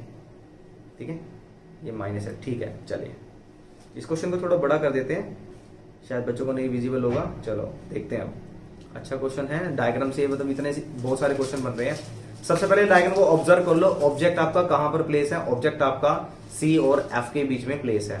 वो कह रहा है इस डायग्राम को देखते हैं और नालिनी, बड़ा डिफिकल्ट सा नाम है भाई, नालिनी, हाँ नालिनी, फाइनली चुन्नू रख लेते हैं, गुड़िया रख लेते हैं। गुड़िया ने क्या कंक्लूड करा है, the image of object will be a virtual. बेटा जी कभी भी एफ और सी के बीच में वर्चुअल इमेज नहीं बनेगी, आपकी जो इमेज बनेगी वो यहां बनेगी सी के beyond. The reflected ray will travel along the same path as the incident ray. बिल्कुल सही बात बेटा जी, अगर जो लाइट रे सीधी जाएगी, अगर रे आपने वन शॉट देखा होगा तो उसमें मैंने समझाया था कि जो लाइट रे सी से जाएगी वो वैसे ही वैसी सेम आ जाएगी, सेम पाथ पे आ जाएगी। तो ये ऑप्शन ठीक है सेकंड। थर्ड देखते हैं, the image of an object will be inverted. जहां पे बेटा जी ऑब्जेक्ट सामने आ गया, रियल आ गए, इन्वर्टेड इमेज जरूर बनेगी, ये भी ठीक है। चलो फोर्थ देखते हैं, this is a concave mirror, हाँ बिल्कुल सही है। And hence the focal length will be negative, ये भी सही है। सो बेटा जी 3 ऑप्शन सही हैं, ऐसे 3 ही हो गए। ठीक है, सेकंड थर्ड फोर्थ, तो सेकंड थर्ड फोर्थ आपको कहां दिख रहा है, ये दिख रहा है। चलो आंसर यही है, मतलब कुछ डायग्राम आपको डायग्राम इस क्वेश्चन डायरेक्ट दे दिया, आपको डायरेक्ट आंसर पता लग जाएगा। ठीक है, one of the good question, easy question है। ठीक है, रीड करते हैं। In the above diagram light is travelling through the different medium, it is noted that by the scientist. ये कुछ दे दिया आपको, अब ये क्या लिखा हुआ है इसमें बेटा जी, यहां हाईलाइट ले लेते हैं कि जो एंगल फर्स्ट का है, एंगल 3 से ज्यादा है, एंड ये एंगल 3 एंगल 4 ये सारे इक्वल है, बट एंगल 2 कम है, लेस है एंगल 1 से। नहीं आया, चलो मैं बता देता हूं बात। इन्होंने कुछ स्टेटमेंट दे दी है, और अगर आपको ये चीज समझ, जो मैंने लिखी है ना, ये समझ नहीं आ रही है ना, कोई बात नहीं, सीधा डायग्राम से देखते हैं क्या आ रहा है। तो बेटा जी यहां देखते हैं, ये लाइट रे आ रही है, कहां से आ रही है देख लो। अब आपके पास यहाँ पे मीडियम दिया हुआ है, light is travelling through medium, medium भी नहीं दिया तो सर फंस गया, तो कहां से क्वेश्चन आएगा, कैसे करें। तो बेटा जी अगर यहां से लाइट रे देख सकते हैं, ये लाइट रे इंसिडेंट हो रही है, ये टुवर्ड्स द नॉर्मल बेंड हो रही है। टुवर्ड्स द नॉर्मल का मतलब क्या है बेटा जी, ये रेयर मीडियम है और ये डेंसर मीडियम है। ठीक है, अगेन आप देख सकते हैं 2 से जब 3 में जा रही है, ये 2 से 3 में जा रही है तो अवे फ्रॉम नॉर्मल है, यानी ये रेयर मीडियम है आपका। ठीक है, और ये बिल्कुल स्ट्रेट जा रही है फोर्थ। तो देखते हैं ऑप्शन में क्या क्या गिवन है। आपको ये पता लग गया कि रेयर और डेंसर का फंडा आ गया, यानी फर्स्ट रेयर है, सेकंड डेंसर है, और सेकंड का एंगल कम आ रहा है। देखो आप बिल्कुल देख सकते हैं, ये जो स्टेटमेंट है ये आ गई, एंगल 2 कम आ रहा है एंगल 1 से। अच्छा फर्स्ट देखते हैं, medium 1 is the denser then medium 3। तो मीडियम 1 तो डेंसर है नहीं बेटा जी, रेयर है, पहला गलत हो गया। दूसरा medium 2 is rarest, medium 2 rarest है, नहीं है। मीडियम 3 इज डेंसर, बेटा 3 इज डेंसर देन 1, ऐसा तो कुछ नहीं है। और शॉर्ट ट्रिक बताऊं इस क्वेश्चन की, मैंने आपको सिंपल बता दिया कि रेयर मीडियम 1 में है, ठीक है, और मीडियम 3 भी यही है, तो 3 और 1 जहां पे आ गया रेयर सेम मीडियम है, तो यही आंसर हो गया बेटा जी, डी ऑप्शन हो गया आपका। ठीक है, चलते हैं नेक्स्ट क्वेश्चन पे 46 पे। ये भी अच्छा क्वेश्चन है बेटा जी, ये मैंने आपको अपने नोट्स में बताया हुआ है, अगर नोट्स देखोगे ना उसमें आपको मैंने स्पेशली डिस्क्राइब करा हुआ पूरा। तो कह रहा है refractive index of glass is 1.65 and alcohol को मैं ए ले लेता हूं, इट इज 1.36। ठीक है, विद रिस्पेक्ट टू एयर, तो विद रिस्पेक्ट टू, अच्छा इसको एयर को मैं पूरा लिख लेता हूं भाई, एयर को मैं पूरा लिखूंगा क्योंकि दो ए हो गए ना, अल्कोहल को नहीं तो एल ले लेते हैं हम। ठीक है, अब वो क्या कर रहा है, refractive index of glass with respect to alcohol. So बेटा जी refractive index of glass with respect to alcohol, short trick बताऊं इसकी। यहां पे नीचे क्या लिखा हुआ है, नीचे ग्लास लिखा हुआ है। ठीक है, यहां लिखा हुआ ग्लास, तो यहां नीचे जो लिखा हुआ है इसकी वैल्यू को ऊपर लिख लो, और ये अल्कोहल ऊपर लिखा हुआ है इसकी वैल्यू को नीचे लिख लो। सोल्व करके इसका आंसर लगभग आ जाएगा 1.21, यानी ये शॉर्ट ट्रिक है भाई साहब। दोबारा बता दूं, दोबारा ये बता देता हूं कि उसने पूछा है refractive index of glass with respect to alcohol. So glass word, जहां पे glass with respect to alcohol, यहां पे विद रिस्पेक्ट टू से पहले ग्लास आया है। ठीक है, तो जो ग्लास को हम लिखेंगे सिंबल में नीचे, विद रिस्पेक्ट टू के बाद आया है ए, इसको यहां लिखेंगे ऊपर अल्कोहल। ठीक है, लेकिन जब न्यूमेरिकल सोल्व करेंगे, नीचे ग्लास है तो इसकी वैल्यू ऊपर आ जाएगी। ठीक है, अल्कोहल ऊपर है तो इसकी वैल्यू नीचे आ जाएगी। ये नोटेशन होता है बेटा जी। आपको क्वेश्चन यहाँ पे तो डायरेक्टली वैल्यू पूछ लिया था कि वैल्यू निकालो कितनी है, समटाइम आपको नोटेशन भी पूछना आ सकता है, ये शॉर्ट क्वेश्चन बनता है, इसलिए मैंने आपको इतना डीप बताया ये क्वेश्चन। सो बेटा जी बात करते हैं हमारे क्वेश्चन नंबर 47 पे, और 47 को अगर आप देख रहे हैं तो स्टेटमेंट को रीड कर लीजिए वीडियो को पॉज करके। Now in this question the lens which lens is given it to you, that is the convex lens, and what is the focal length, that is 10 centimeter. so focal length हम देख लेते हैं, focal length हमारे पास है 10 centimeter. now convex length है, convex lens में length हमेशा बेटा focal length पॉजिटिव रहेगी, और है h that is a 2 mm। बेटा mm अलग है, डायमेंशन है, हम इसको कन्वर्ट कर लेंगे 2 से 2 को 10 से डिवाइड करके इसे हमें सेंटीमीटर में कन्वर्ट कर लेंगे। चलिए, mm is object is placed at a distance, object distance बेटा जी दे दिया 5 centimetre, and you must know about the sign convention की ऑब्जेक्ट लेफ्ट साइड पर है तो हम इसमें साइन कन्वेंशन के अकॉर्डिंग इसमें माइनस लगाएंगे। ठीक है, आपको फाइंड क्या करना है, find the height of image. So बेटा जी एच डैश आपको फाइंड करना है। सो एच डैश बेटा जी कैसे फाइंड करेंगे, आपके पास फॉर्मूला होता है मैग्निफिकेशन का, H dash by H is equal to V by U. ठीक है बेटा, आप इस क्वेश्चन में अगर ध्यान देंगे, एच डैश फाइंड करने के लिए आपके पास एच होना चाहिए जो आपको गिवन है, यू होना चाहिए ऑलरेडी गिवन है, वी नहीं है आपके पास। ठीक है, सो वी को फाइंड करेंगे सबसे पहले, और वी हम कैसे फाइंड कर सकते हैं। सो बेटा जी वी को फाइंड करने के लिए आपको फिर से एक मिरर फॉर्मूला यूज करना पड़ेगा, and that is F 1 by F is equal to 1 by V minus 1 by U. ठीक है, मिरर और लेंस के फॉर्मूला में सिर्फ माइनस का डिफरेंस रहता है। चलिए वैल्यू पुट करते हैं और जल्दी से जल्दी आंसर निकालते हैं इसका। और ये आपका u की वैल्यू बेटा ऑलरेडी माइनस में है, ये हो गया आपका 1/10 is equal to 1/v plus 1/5। बेटा जी इसको सोल्व करेंगे तो 1/10 minus 1/5 is equal to 1/v, और एलसीएम लेके जब इसे सोल्व करेंगे सो v की वैल्यू बेटा जी आ जाएगी माइनस 1/v की वैल्यू आएगी माइनस का 1/10। अगर यहां से v की वैल्यू देखेंगे तो ये आएगा हमारा माइनस का 10 सेंटीमीटर। एलसीएम लेना बेटा जी बहुत इजी है। ठीक है, अगर एक ही टेबल के दो नंबर हैं तो जो ग्रेटेस्ट नंबर होगा वही हमारा एलसीएम होगा। आप देख सकते हैं यहाँ पे 10 और 5 दोनों सेम टेबल के हैं, सो ग्रेटेस्ट नंबर हमारा एलसीएम रहेगा। चलिए v फाइंड हो गया, यहां से अब h डैश आपको निकालना है। h की वैल्यू बेटा जी 0.2, v की वैल्यू आपको ऑलरेडी गिवन नहीं थी, ये हमने फाइंड करी है, दैट इज -10, एंड आपके पास आ गया बेटा जी u की वैल्यू, तो u क्या है आपके पास बेटा जी -5, तो बेटा जी कट होके आ गया आपका 2, और क्रॉस मल्टीप्लाई करेंगे जब हम इसको यहां से देख सकते हैं ये इधर चला जाएगा, सो यहां से आपकी वैल्यू आ जाएगी 2 इंटू 0.2 दैट इज 0.4 सेंटीमीटर। तो 0.4 सेंटीमीटर का मतलब बेटा जी होता है 4 mm। सो यहाँ पे ऑप्शन कहां है आपका बेटा जी, सी आंसर है, सो सी इज द करेक्ट आंसर। ठीक है जी, चलिए नेक्स्ट क्वेश्चन पे चलते हैं। नेक्स्ट क्वेश्चन मैं रीड कर देता हूं आपके लिए। वो बोल रहा है कि एक फैक्ट्री ने एक केबल बनाई है और कुछ उसकी फिजिकल प्रॉपर्टीज है। अब उन फिजिकल प्रॉपर्टीज पे देखते हैं कि कुछ फिजिकल प्रॉपर्टीज उस केबल के अंदर नहीं थी जिसकी वजह से उसको कंपनी ने डिस्कार्ड कर दिया, रिजेक्ट कर दिया। तो देखते हैं कौन कौन सी कैरेक्टरिस्टिक्स है जिसकी वजह से उसको डिस्कार्ड कर दिया। चलिए वायर डब्ल्यू के बारे में देखते हैं। बेटे ये मेलिएबल है, यस, डक्टाइल भी है, ये सारी कैरेक्टरिस्टिक्स होनी चाहिए केबल में। इलेक्ट्रिकल कंडक्टिविटी गुड है एंड मेल्टिंग पॉइंट भी हाई है। सो बेटा एक गुड केबल होने के लिए सारी की सारी कैरेक्टरिस्टिक उसके अंदर होनी चाहिए। सो ये तो बेटा डिस्कार्ड नहीं होगी, अगर एक भी कैरेक्टरिस्टिक्स इनमें से नहीं होगी तो वो डिस्कार्ड हो जाएगा। चलिए एक्स की बात करते हैं, मेलिएबल भी नहीं है, डक्टाइल भी नहीं है, मेल्टिंग पॉइंट भी लो है, सिर्फ एक कैरेक्टरिस्टिक्स है। सो बेटा एक तो एक्स हो गया। चलो वाई और जेड को चेक कर लेते हैं कि क्या ये भी डिस्कार्ड हुई है। देखो पहली दो प्रॉपर्टी और फोर्थ प्रॉपर्टी, ये तीन प्रॉपर्टी कैंसिल हो गई, तो यानी इसमें भी एक ही प्रॉपर्टी है जिसकी वजह से सिलेक्ट कर सकते हैं, बट परफेक्ट नहीं है ये। ठीक है, इसमें देखते बेटा जी दोनों में प्रॉपर्टीज में मेलिबिलिटी और डक्टिलिटी है, बट इसके इलेक्ट्रिकल कंडक्टिविटी नहीं है, तो उसका यूज क्या रहेगा बेटा जी। ठीक है, सो ये जो तीनों की तीनों केबल है इसको डिस्कार्ड कर देंगे कंपनी, क्योंकि इसकी कैरेक्टरिस्टिक्स अच्छी नहीं है। ठीक है, तो इसकी क्या होगा, इसकी जो अवेलेबिलिटी भी अगर करवा दे तो ये इसका वर्किंग प्रोफिशिएंट नहीं रहेगा। सो आंसर बेटा जी एक्स वाई जेड आपको दिख रहा होगा कहीं, ये रहा। ठीक है, तो ये आंसर रहेगा बेटा जी आपका। देखो अब क्वेश्चन आपका था मेटल नॉन मेटल चैप्टर से, बट एग्जामिनर ने कैसे घुमा के दे दिया क्वेश्चन। ठीक है, लो बेटा जी अब कुछ क्वेश्चंस आ गए आपके केस बेस्ड स्टडी के, अच्छे क्वेश्चंस है और बहुत ही इजी क्वेश्चन आएंगे। आपको बिल्कुल भी नहीं डरना, मैं आपके साथ हूं और हर एक क्वेश्चन को मैं बिल्कुल इजी वे में समझाऊंगा, चाहे शॉर्ट ट्रिक से होगा, इजी मेथड से होगा, बिल्कुल सोल्यूशन मिलेगा आपको सारा का सारा।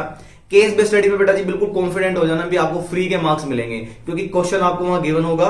अगर आपने मेरा वन शॉट रेडी देखा होगा तो उसमें से आपको वन शॉट के साथ साथ केस बेस्ड स्टडी और इंटरनल क्वेश्चन, जिसे हम स्टैंड अलोन क्वेश्चन बोलते हैं, वो सारे के सारे आपके स्टैंड अलोन क्वेश्चन उसी में से हो जाएंगे, क्योंकि बेटा नोट्स को बनाया इसी तरीके से है कि वो सारे क्वेश्चन को अटेम्प्ट कर देंगे। ठीक है, चलिए ज्यादा टाइम वेस्ट ना करते हुए वीडियो को लंबा नहीं करेंगे हम, ये पैराग्राफ आप वीडियो को पॉज करके बिल्कुल देख लेंगे। ठीक है, मैं मेन कंटेंट पे चलता हूं आपके पास। पहला क्वेश्चन रीड करते हैं बेटा जी, which compound in the table react with acid to release carbon dioxide gas. अब इसमें से कौन से ऐसा कंपाउंड है जो कार्बन डाइऑक्साइड गैस दे सकता है। सो बेटा जी जूम कर लेता हूं मैं से एक बार इस क्वेश्चन के लिए। अब आपको क्लियरली विजिबल है इस क्वेश्चन में से NaCl नहीं दे सकता, कैल्शियम सल्फेट भी कार्बन डाइऑक्साइड नहीं दे सकता, मैग्नीशियम सल्फेट नहीं दे सकता, तो आंसर बचा आपके पास C. So C will be the right answer, lock कर दिया जाए इसको।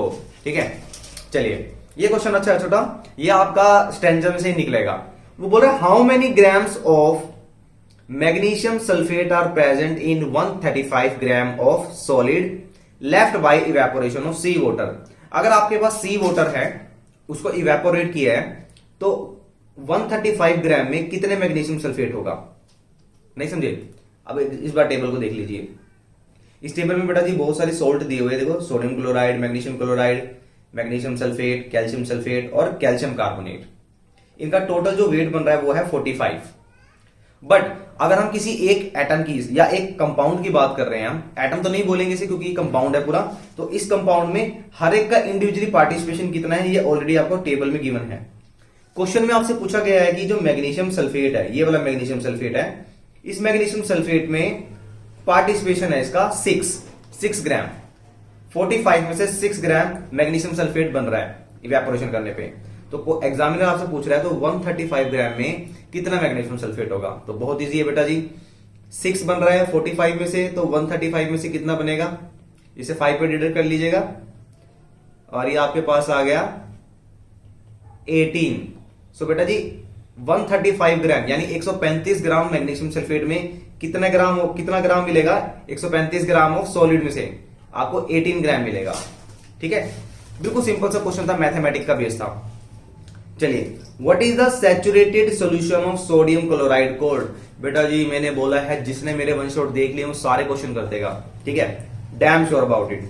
90% क्वेश्चन आपको मेरे नोट्स में से मिल जाएंगे। मोस्टली बच्चों ने तो 60% बच्चों ने अपना 60% नहीं, मेरे ख्याल से 100% बच्चों ने अपना 60% सिलेबस अभी तक कवर कर दिया होगा। बट स्टिल कुछ ऐसे टॉपिक होते हैं जिसमें डाउट होते हैं, तो आप पूरा एनसीईआरटी रीड करेंगे, पूरा ठीक है एग्जाम्पलर रीड करेंगे। बेटा जी इतना टाइम नहीं है आपके पास।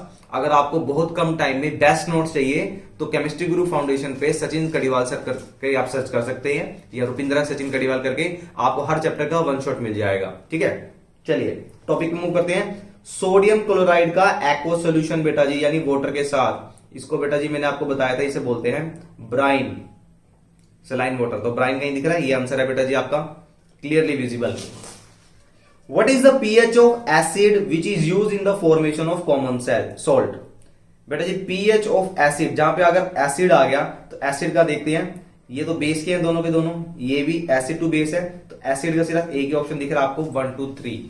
तो इस तरीके से बेटे ट्रिकी क्वेश्चन सोल्व करने हैं। अब एक और क्वेश्चन आ गया आपके पास केस बेस्ड स्टडी का। सो इस वीडियो को पॉज करेंगे और इसको आप रीड करेंगे केस बेस्ड स्टडी क्वेश्चन को। ठीक है, चलिए, होप सो आपने रीड किया होगा, फिर भी मैं आपकी हेल्प कर देता हूं। बेटा इसमें दो पोटेड प्लांट है एक्स एंड वाई। ठीक है, अब इन्होंने क्या किया, इन दोनों प्लांट को क्या करा है, इनको दोनों प्लांट को सीज कर दिया है ग्लास से। ठीक है, ये इन्होंने ग्लास से इसे सीज कर दिया है एंड इसमें क्या किया, जो एक्स वाला जो प्लांट है उसके पास एक प्लेट रख दी है and in this plate they keep potassium hydroxide that is KOH। बेटा KOH की एक बेस है, ये क्या करेगा, ये कार्बन डाइऑक्साइड को एब्जॉर्ब कर लेता है। चलिए अब इसमें से क्वेश्चन देखते हैं कि क्या होगा, क्या क्या क्वेश्चन पुट अप कर रखे हैं इसमें से। मैंने दोबारा आपको बता दिया है सारा का सारा, रीड करने के बाद भी बता दिया है। आप देखते हैं क्वेश्चन क्या है। बेटा जी क्वेश्चन पूछ रहा है, this experiment was set up used to prove the essential of which of the following requirement of photosynthesis. बेटा जी जो वो पोर्ट थे दोनों के दोनों, उनको 6 आवर्स के बाद ऑब्जर्व किया गया है और देखते हैं कि किसके अंदर क्या क्या चेंज आया है। तो मेनली इसमें देखो दोनों के अंदर ऑक्सीजन की रिलीज होगा, ठीक है, लाइट तो दोनों में आएगी। तो ऐसा क्या कंपोनेंट है जिसमें ज्यादा से ज्यादा जिसकी एसेंशियलिटी रहेगी, अवेलेबिलिटी जिसकी हम यूज बात कर रहे हैं, तो कार्बन डाइऑक्साइड की बात कर रहे हैं, क्योंकि KOH क्या करता है, कार्बन डाइऑक्साइड को एब्जॉर्ब कर लेता है। अब सेकंड क्वेश्चन देखो, सेकंड क्वेश्चन यही दिया हुआ है आपका कि फंक्शन ऑफ KOH क्या है, क्या करेगा बेटा जी, किसको एब्जॉर्ब करेगा, कार्बन डाइऑक्साइड को। ठीक है, देखो डायरेक्ट क्वेश्चन मिल गया आपको।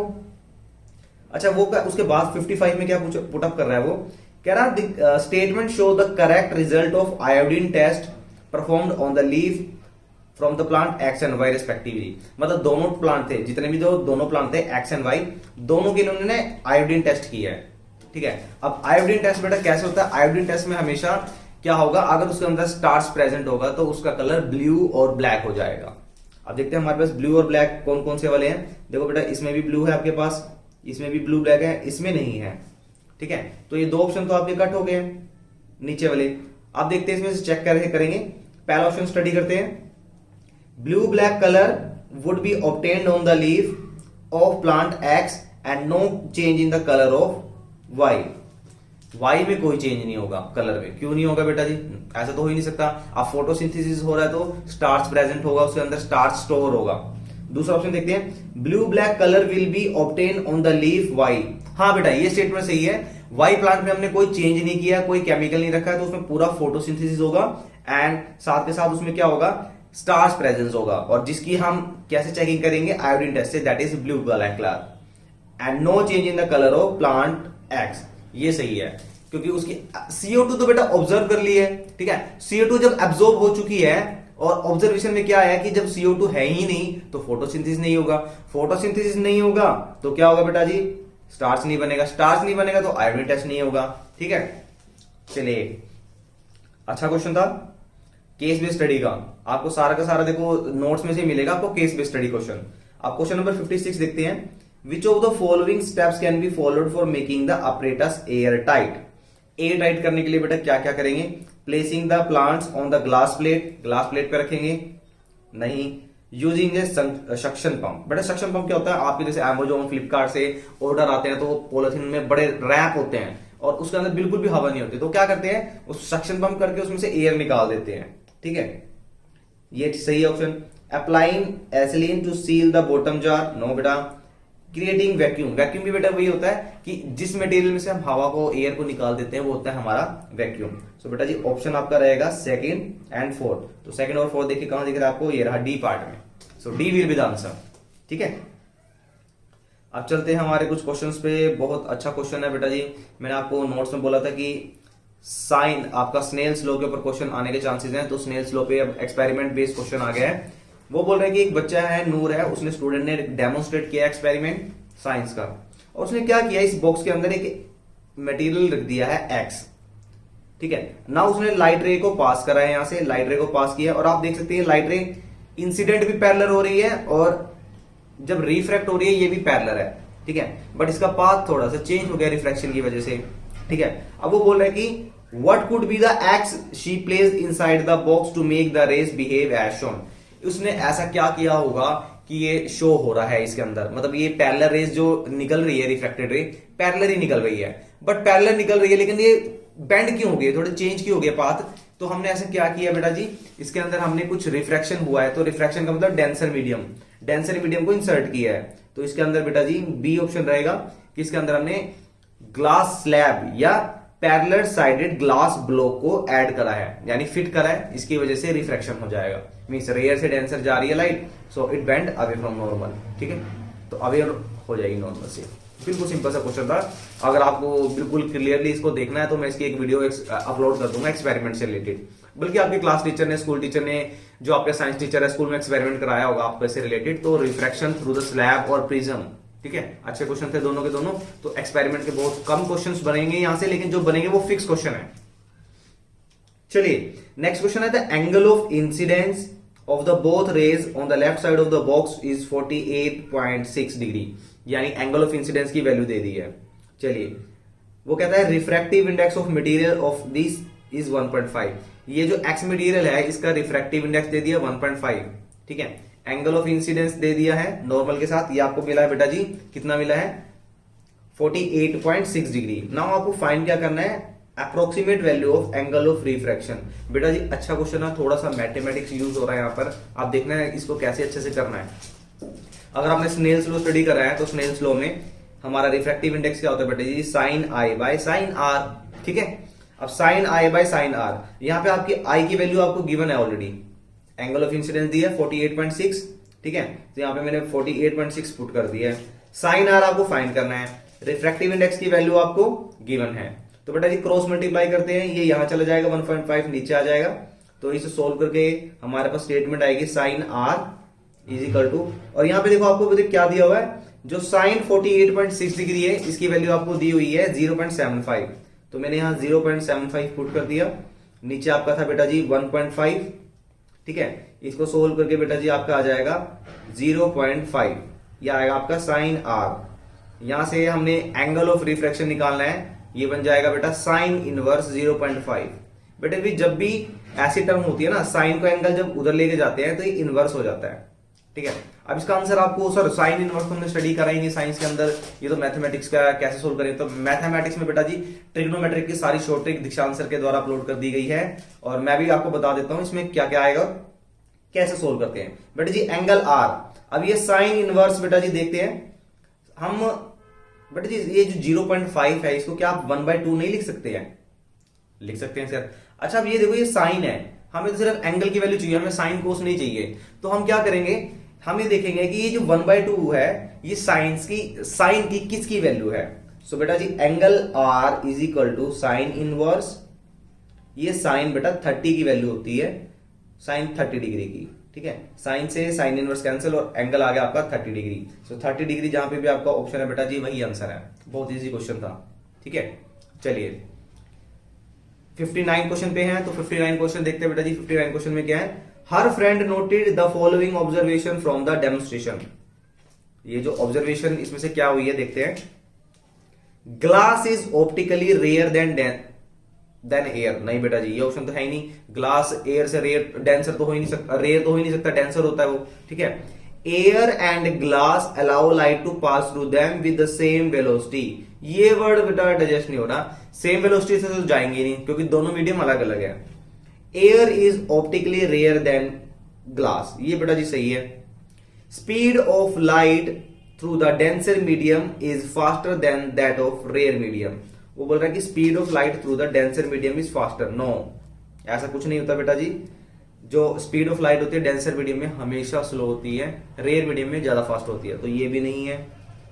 Ratio of sine of angle of incidence to the sine of angle of refraction of a medium give refractive index, ये तो अभी करके आए हो आप। Sine of incidence, sine of refraction, इसे हम बोल देते हैं रिफ्रैक्टिव इंडेक्स, ये जो भी करके आए हो, तो ये बेटा बिल्कुल ठीक है। तो थर्ड और फिफ्थ आपको यहां दिख रहा है, it will be the answer, lock कर दिया जाए इसे, ठीक है। चलिए लास्ट क्वेश्चन है मेरा बेटा जी, लास्ट क्वेश्चन देखते हैं। और याद रखिएगा कि 10 कदम हम अपलोड कर रहे हैं, तो 10 आप जितने भी आपके फ्रेंड्स को जिसको भी नीड है अच्छे क्वेश्चंस की स्कोरिंग करने की, तो उनको हमारी वीडियो शेयर कीजिए। टेलीग्राम से आपको नोट्स चाहिए, सारे नोट्स मिल जाएंगे वन शॉट के, ठीक है। मैथ, साइंस, इंग्लिश के सारी पोएम अपलोड हो चुकी है, बेस्ट कंटेंट मिलेगा आपको बिल्कुल, ठीक है। चलिए लास्ट क्वेश्चन करते हैं। केमिस्ट्री गुरुजी फाउंडेशन का लास्ट क्वेश्चन आ रहा है भाई आपके लिए। 5 करोड़ का क्वेश्चन चल रहा है। चलिए लॉक कर देते हैं इसको। पूरा 40/40 लेना भाई साहब, 40/40, और मुझे 10,000 लाइक चाहिए इसमें लगभग, ठीक है। If the object inside the box was made of material of refractive index less than 1.5। बेटा जी अगर रिफ्रैक्टिव इंडेक्स 1.5 से लेस होगा तो क्या हो सकता है? चलिए फर्स्ट देखते हैं। Lateral shift to the rays we have been less, बिल्कुल सीखते हैं बेटा जी। जो शिफ्ट होना होगा लाइट रे का कम हो जाएगा। Lateral shift of the rays would be more, नहीं जी बेटा ये नहीं होगा। Lateral shift of the remain the same, ये भी नहीं होगा बेटा जी। देयर इज इनफ इंफॉर्मेशन, बेटा नहीं, ये तीनों ऑप्शन गलत है बेटा जी। सो आंसर हमारा रहेगा ए, ठीक है बेटा जी। सो ए आंसर रहेगा। सो इस तरीके से बेटा जी आपको सैंपल पेपर करवा दिया है। अब 10 कदम सीरीज आ रहा है और आपका 100 MCQ राउंड स्टार्ट होएगा। सो ज्यादा डिले ना करते हुए आपका प्रिपरेशन के लिए हम बैठे हैं सारे आप ही के लिए। So all the best for the exam. और जो भी कंटेंट आपको चाहिए हमें कमेंट कीजिए, टेलीग्राम पे फॉलो कीजिए, यूट्यूब पे कमेंट कीजिए, सारा का सारा कंटेंट आपको मिल जाएगा, ठीक है। Thank you and all the best.